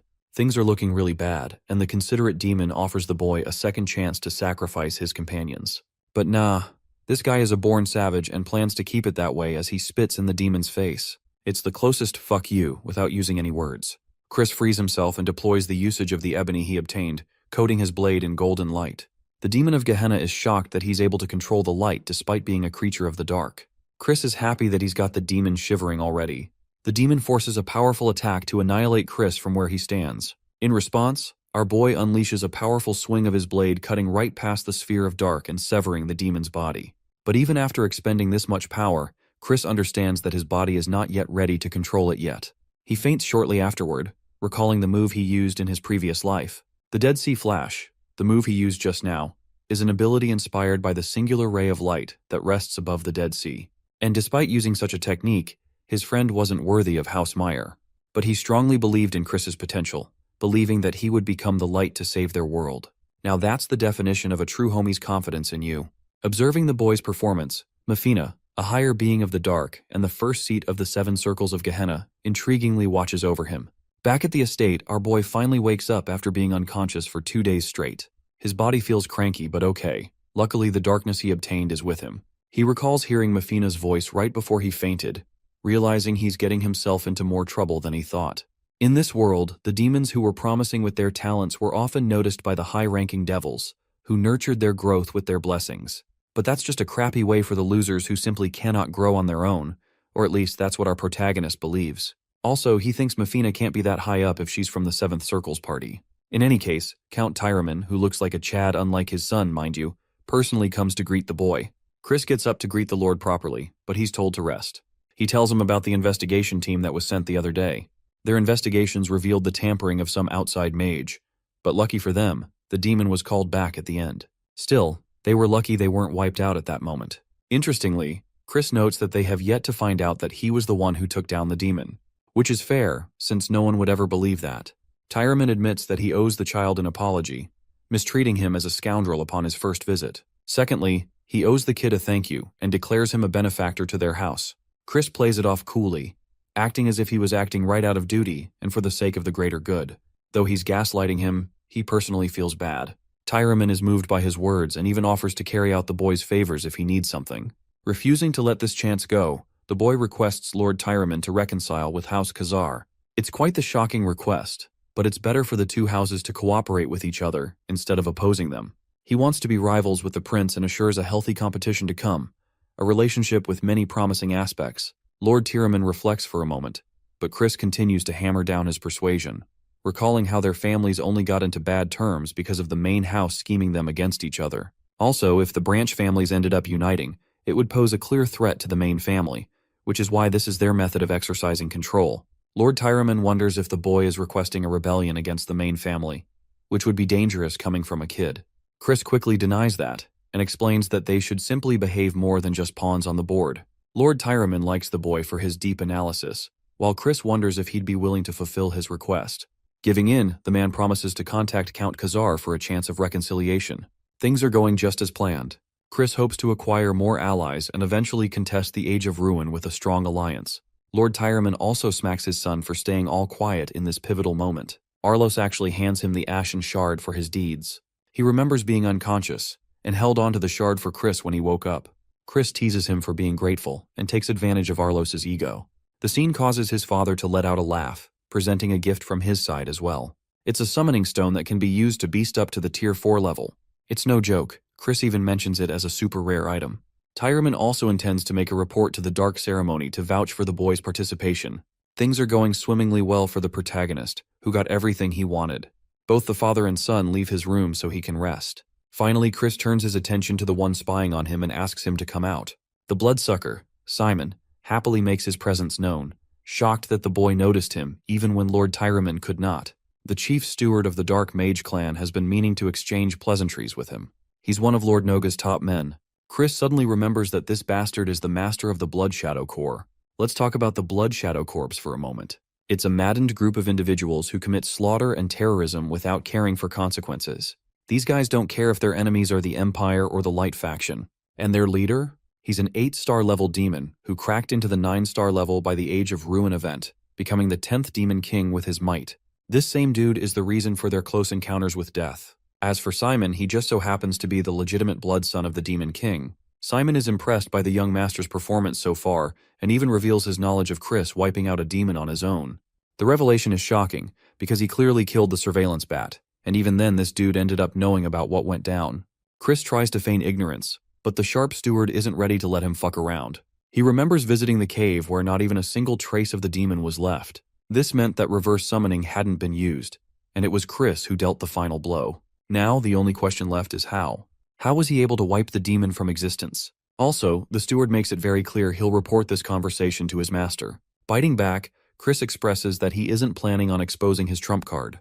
Despite Simon's insistence, he reminds the bloodsucker that he wasn't going to let his secrets out just because of the Elder Clan head.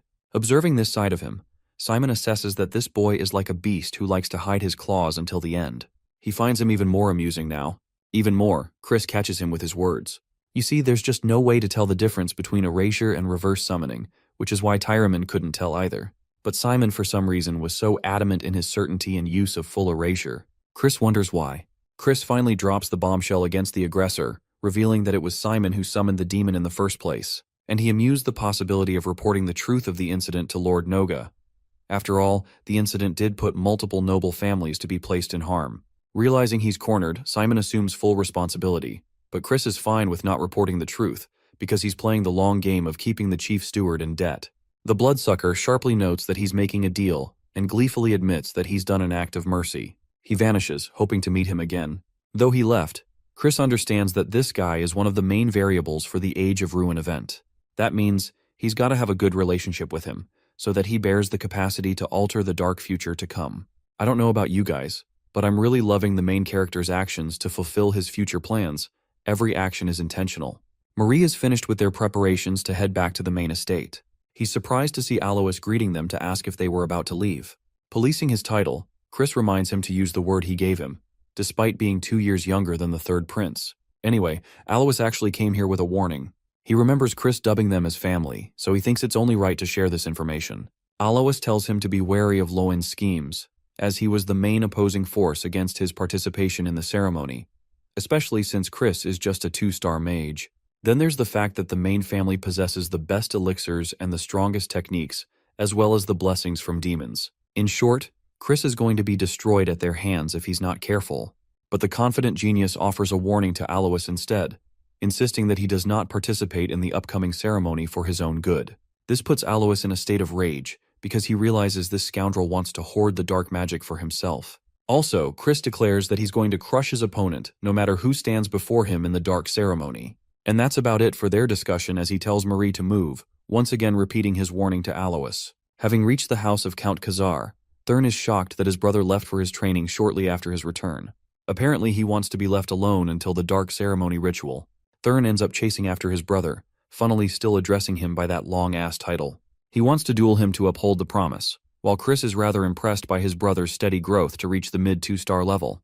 Though he wants to decline in favor of his training, Chris remembers that his brother was also going to participate in the Dark Rite ceremony. He recommends postponing the duel until the end of his training session and promises Thurn that he won't delay it any longer. Agreeing to the compromise, the kid brother leaves him with an impression of stubbornness. It reminds Chris of a certain person he knew in his past life. Sitting alone in his room, he understands that he's got an entire month before the event of the ritual, so he bites down on the ebony orb, cringing at the bitter taste as he crashes on his bed. Its dark energy is even more chaotic than he imagined, but to his amazement, he also senses a glimmer of light energy from within the orb.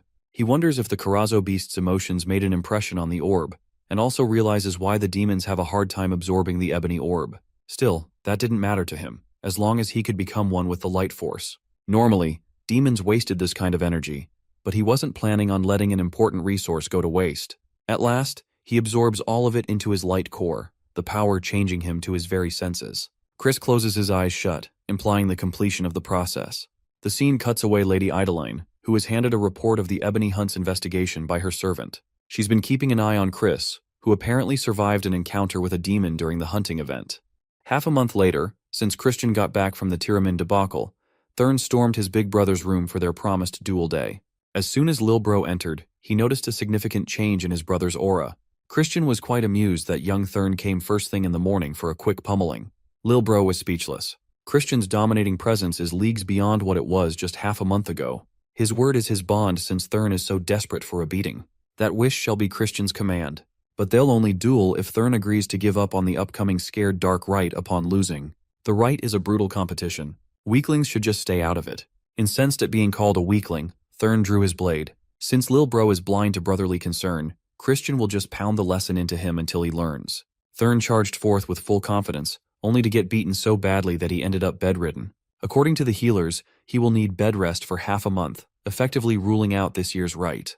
Christian asked his dad for some alone time with Thurn, and the Count gave them the room for some brotherly talk. Right now, Thurn is pouting like an Alliance baby dummy when he's the one so desperate for a fight. He asked why a big brother would hate seeing their little brother grow. From his perspective, Christian constantly mocks and looks down on his achievements. Now he crossed the line and deliberately injured Thurn bad enough to rule him out of the sacred Dark Rite. Christian could see that his little bro was about to cry at this rate, so he clarified that they were not on the same page here. He's only being harsh to Thurn in hopes of accelerating his growth. This year, competing against him in the Rite would be a foolish move. He will just lose his chance to obtain pure dark energy forever. Christian had to be rough and decisive because of how stubborn the kid can be. But most importantly, pure dark energy doesn't even suit Thurn. He's a better fit for gray dark energy instead. Just like the power of light divides into various types, the power of dark comes in different variants too. Naturally, pure dark energy is widely considered to be the highest attribute and form. Right below is the gray dark energy, a type especially suited for cultivating curse magic. Thurn should have progressed enough to notice that he finds it easier to advance in curse magic than swordsmanship. Since Christian can't tell the kid that he saw him become a prolific curse magician in the future, Big Bro had to come up with a decent excuse. He alleged that he could tell his brother's affinity through their spars because he was fighting all out as well. In any case, taking in pure dark energy before mastering gray dark would just prove detrimental in the long run. Of course, absorbing a higher attribute has its perks, but in Thurn's case, he'll just be impeded by its unique properties, effectively slowing down his progress to a crawl, so passing on this year's Rite is the right move. This is Christian's sincere advice as an older brother, rooting for his little bro's success. Thurn felt that in his heart. Taking out something from his pocket, Christian gave Lil Bro the ash pill as a gift. Ash pills are extremely valuable, but Christian was just scammed by a scammer, so it's all good. Besides, he had already eaten something much better than just an ash pill. Thurn was moved by his brother's words and actions. He was wrong to think that Christian was just being an asshole. Still, if he was capable of changing for the better, why did he behave like such an imbecile even while their mother was on her deathbed? She had to suffer through so much heartache. Even though Chris wasn't in control of this body at that time, he felt guilty. He was simply a different person who didn't understand back then. A few days later, the cathedral of the De Baron family was filled with raucous, luxurious carriages. Coming out of one of them is our boy, Christian van Baron Kazar. It was a long journey, and he needed a good stretch. He knows the main family didn't even bother opening up a warp gate for him out of spite and pettiness. When he becomes the clan head, these old shits will pay. Since they've arrived at their destination, Marie can freely go out now. She can already imagine having a date with just the two of them. Hearts fluttering. Even though banshees don't have hearts. Because the main family is limited to bringing only one companion, Christian has to bring Marie since they are attached to one another by a pact. As soon as he stepped out of the carriage, he became the silent topic of everyone around. Marie praised his renown, but it felt more like an insult. Every dark right candidate was taken aback when the goof-for-nothing bastard of Khazar was personally welcomed by the head butler of the family. Simon eyed him from head to toe and was pleasantly surprised at his noteworthy growth in such a short amount of time. The vampiric servant announced that he came down here under the orders of the elder clan head himself. His old master would like to personally meet the fiend he's been hearing about so much these days. Simon could tell that Christian was not even surprised that he was being called up. And so, his first stop is the private study of the elder clan head. Standing beside the old man was Aunt Marion. The power and influence of these two cannot be understated. As soon as the old man's eyes peered into him, Christian felt a numbing suffocation. He could barely stand the pressure. He felt like an ant being crushed under the fingers of a domineering deity. The elder clan head is deliberately exuding excess amounts of dark energy despite knowing that a noob like Christian shouldn't be able to withstand it. But our boy here is no ordinary noob. He might tremble, but he won't fall. Gritting his teeth through the pressure, he extended a formal greeting to Duke Baron, great sovereign of the Dark Magic clan. When asked if he was surprised by the sudden invitation, Christian honestly answered that he expected the call.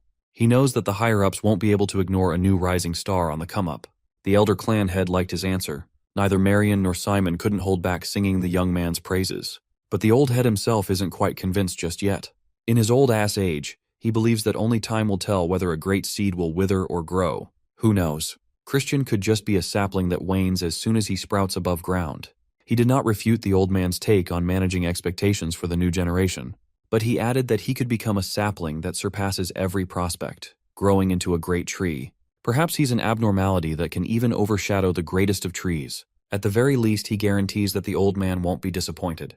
After a brief pause, the elder clan head smiled and placed his hopes upon Christian. Upon dismissal, he gave a respectful bow. As soon as he's out of the room, Aunt Maria asks the old man what he thinks about the young man. The elder clan head admitted that the kid surpassed his initial expectations. But he also fears that such great talent is fated for a more turbulent path, especially now that bloody winds are blowing towards the magic empire. Still, a small hope sprouted in this room today, and that's one of the rare things that gets the old man's blood pumping. That Khazar child might indeed be able to fulfill the old man's long-desired wish. Night came, and the banquet for the sacred Dark Rites Eve commenced. Servants announced the arrival of Count Khazar's eldest son, and Christian van Baron Khazar, dripping out of his gorge, came walking in like royalty. The hot topic of today's whispers is the fool's meeting with the elder clan head earlier in the day. Some people suspect that he might be some kind of boy toy. Instead of being offended, he took these nasty rumors as a compliment to his looks. It doesn't help that Marie is always there to feed his delusions. The first thing Christian spotted was the servers handing out drinks. Finally, he can have some real booze and none of that non-alcoholic back home. Unfortunately, the servers are quite strict in forbidding underage drinking, even though most of these kids have probably killed people before. Instead of alcohol, he has to settle for more ginger ale.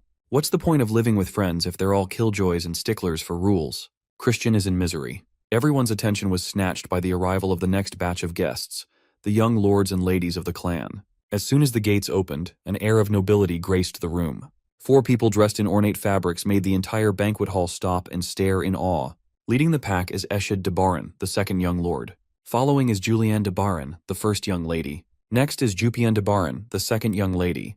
Lastly, there is the third young lord, Mysak de Baron. Some hidden forces were quite disappointed that the first young lord, the madman, was absent.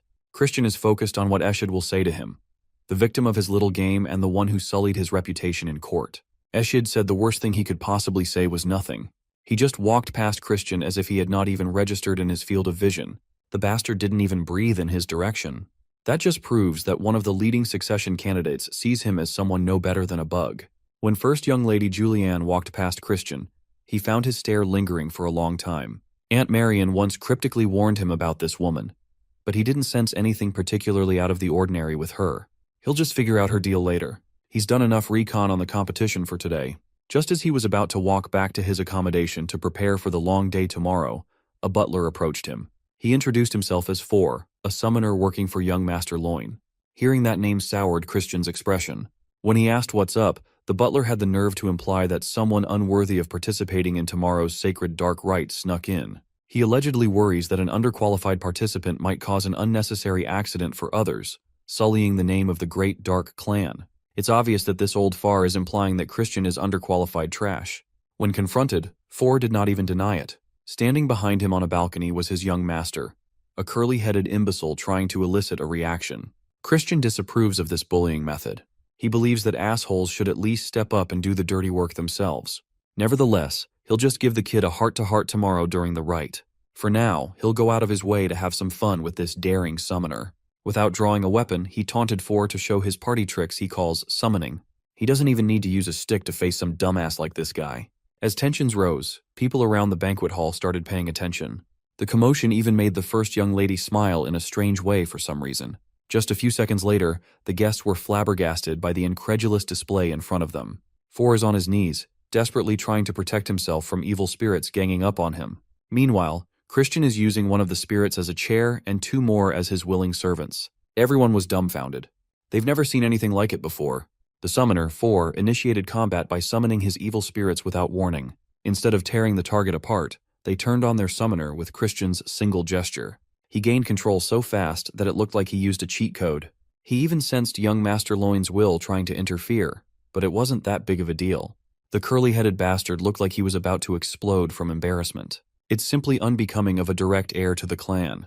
This bum should have just challenged him directly so they could air out their grievances quickly. Shameless as always, Loin asserted that the attack had nothing to do with him. Not even a fool would believe that lie when his servant is beaten on the floor, looking to be saved by his young master. Tired of this charade, Christian packed it up and made his exit. He'll just see these bums during the sacred dark rite. He'll make sure to teach that cowardly brat some proper manners tomorrow. And so, the day of the sacred dark rite has arrived. The candidates have gathered, and everyone is anxious. Well, everyone except Chris. He looks like he was forced to attend this thing, and it ruined his sleep. Among the candidates was Alois Tiramin. He already warned this guy not to attend, but he's quite headstrong. You can't blame him, though. It is an honor to attend the sacred dark rite. It's hard to pass up such an opportunity. Finally, the last candidate arrived. That curly-headed imbecile Lone made his entrance while trying to oar a farm. Christian is itching to put the kid in his place. Now that everyone had assembled, a little guy named Sebastian, the vice butler in charge of the main house, greeted everyone. He will be today's guide to the sacred ground where the rite will take place. Upon poking the floor with the butt of his staff, space crumbled, and an endlessly descending staircase appeared, heading down a dark void. No one expected the testing to be underground.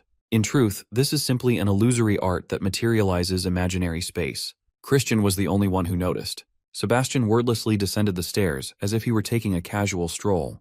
The participants immediately followed suit, afraid that they might get left behind. After a seemingly endless descent, they found themselves in an illusory hall of recursion. Sebastian is still at the front, walking at a brisk pace.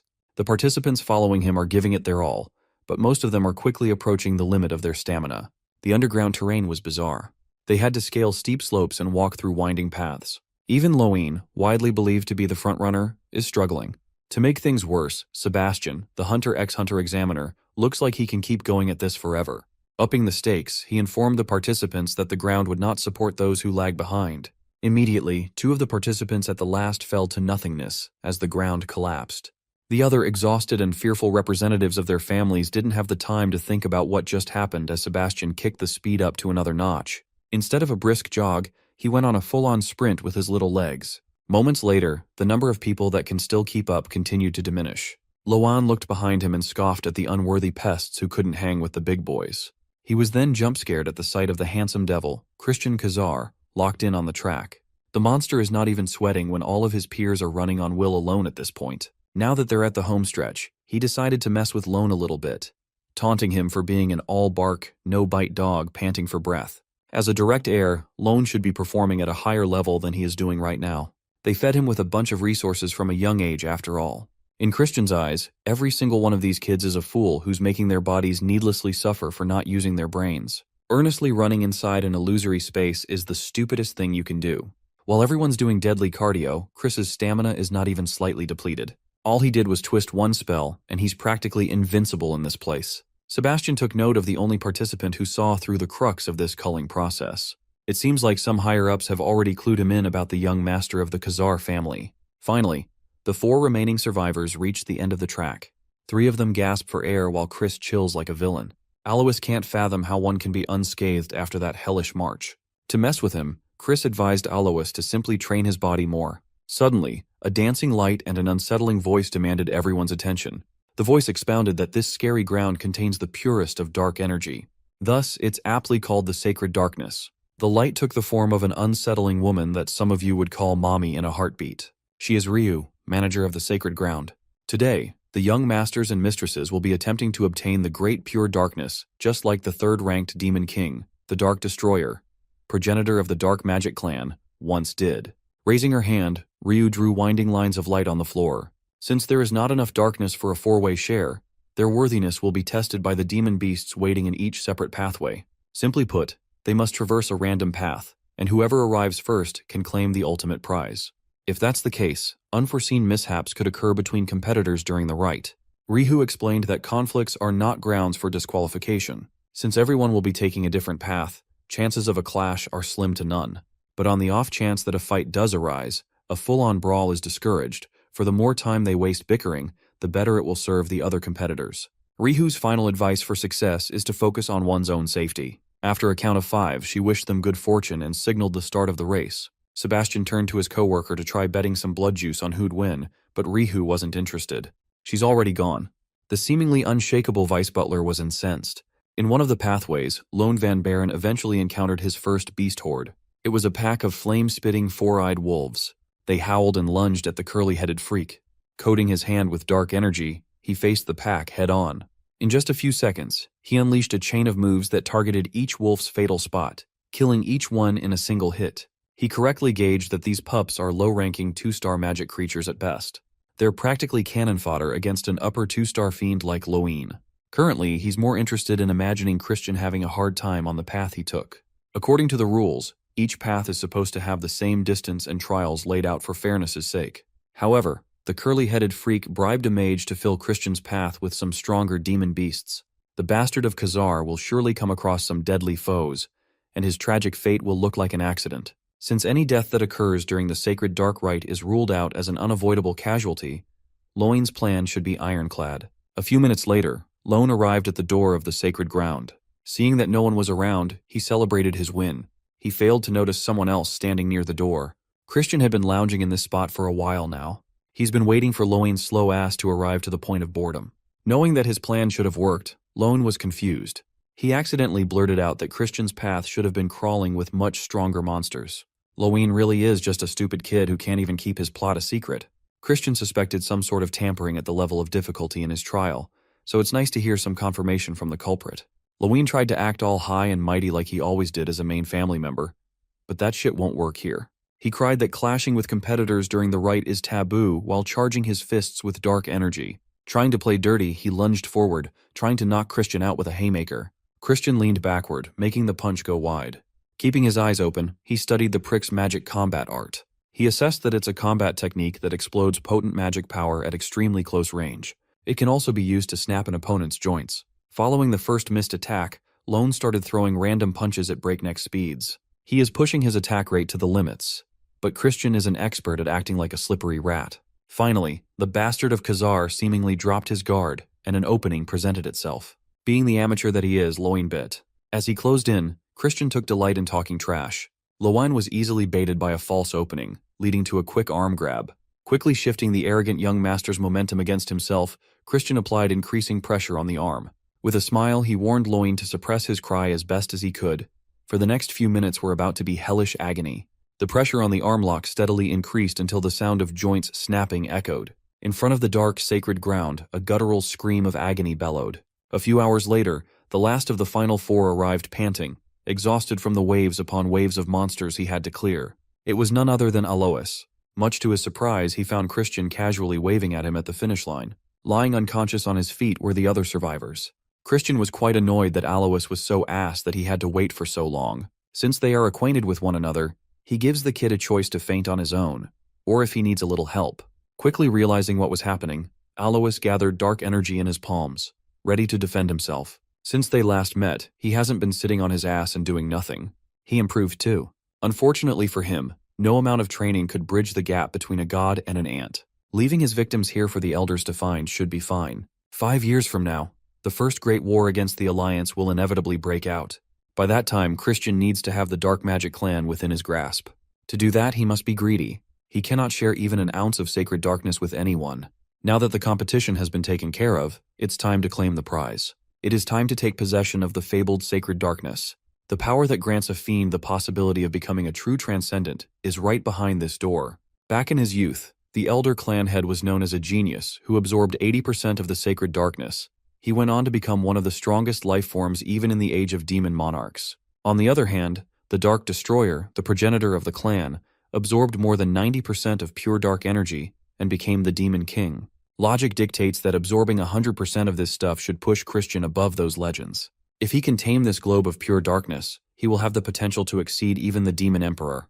As soon as his palm touched the globe, a surge of darkness filled his veins and arteries. While he's inside the sacred ground, the higher-ups of the clan are in shambles. They just found out that every single prospect has been eliminated, aside from the Khazar bastard.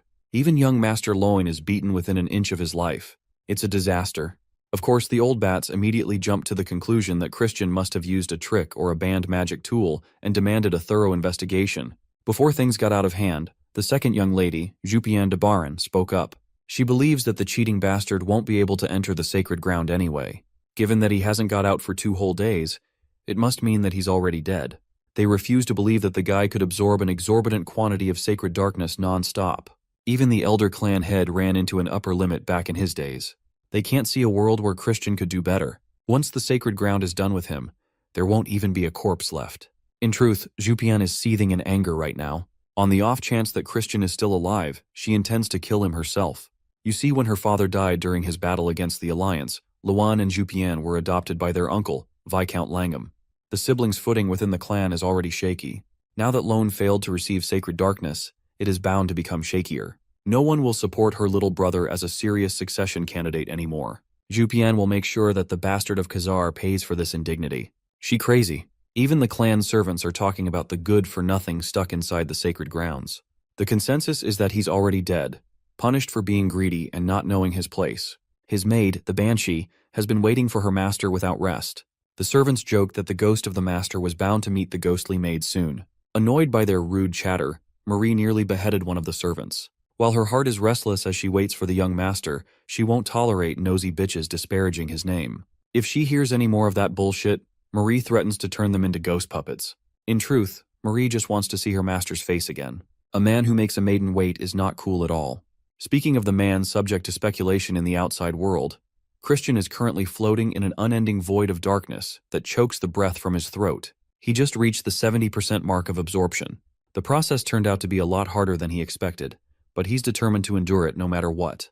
He's still far from 90%, the point where the real test begins. Even though he's eager, he can't take in too much power and exceed his limit, which will shatter his core. He can't die in this place without changing the course of history. He is the MC. Come to think of it, there is one thing that can help him immensely: a dragon heart. Dragons have the largest natural container of power. In his first life, he learned how to imitate the intricacies of a dragon's heart for just a few minutes. As he begins changing the structure of his heart into a mythical being's, the rate of darkness absorption dramatically increases. After a few minutes of relentless suction, he started approaching his absolute limit. It was then that a familiar voice offered some assistance. Manifesting in front of him was the first seat of Gehenna's 7th realm, the enigmatically gorgeous Mefina. Natural law suggests that a high-ranking demon should not be able to form a body in this space. But Mefina explained that the power of demons is tied to darkness. Forming a body made of pure dark poses no difficulty to her at all. It also gives her the unique power to help Christian in this instance without any conditions, no strings attached. In his crusade against demonic beings, Christian had never heard of such a transaction before. Mefina laughed at his uncertainty and insisted that she was just moving on a fleeting whim. There are no deeper intentions to her actions. All he has to do is take her hand and take in all of the sacred darkness. 1 week later, the elder clan head is having tea time outdoors with Simon, attending to his needs. Even the old man is waning on the possibility that the kid is still alive, given that there has been no news for an entire week. Aunt Marion could not make sense of why such a smart boy would fall for such reckless greed. Simon relayed that most of the higher-ups, especially Viscount Langham, agree that they should make a ruling soon. The Viscount wishes to close the pathway leading to the sacred ground soon. They're just waiting for the elder clan head's sign-off. Well, the old man doesn't like being pressured by wicked brats. Calling Simon a blood drinker like it's a slur, he asked his loyal servant about his opinion on the matter. Simon honestly set the reckless child's survival odds close to 0. Still, he can't seem to shake the feeling that Christian might surprise them. He is quite an interesting young master after all. With that assessment, the elder clan head came to the decision for a 1-day extension. Using his authority, Viscount Langham shall wait for 1 more day before closing the gates. Aunt Marion quietly sighed in relief. Within the next 24 hours, we'll see if our boy can break the first Demon King's record or not.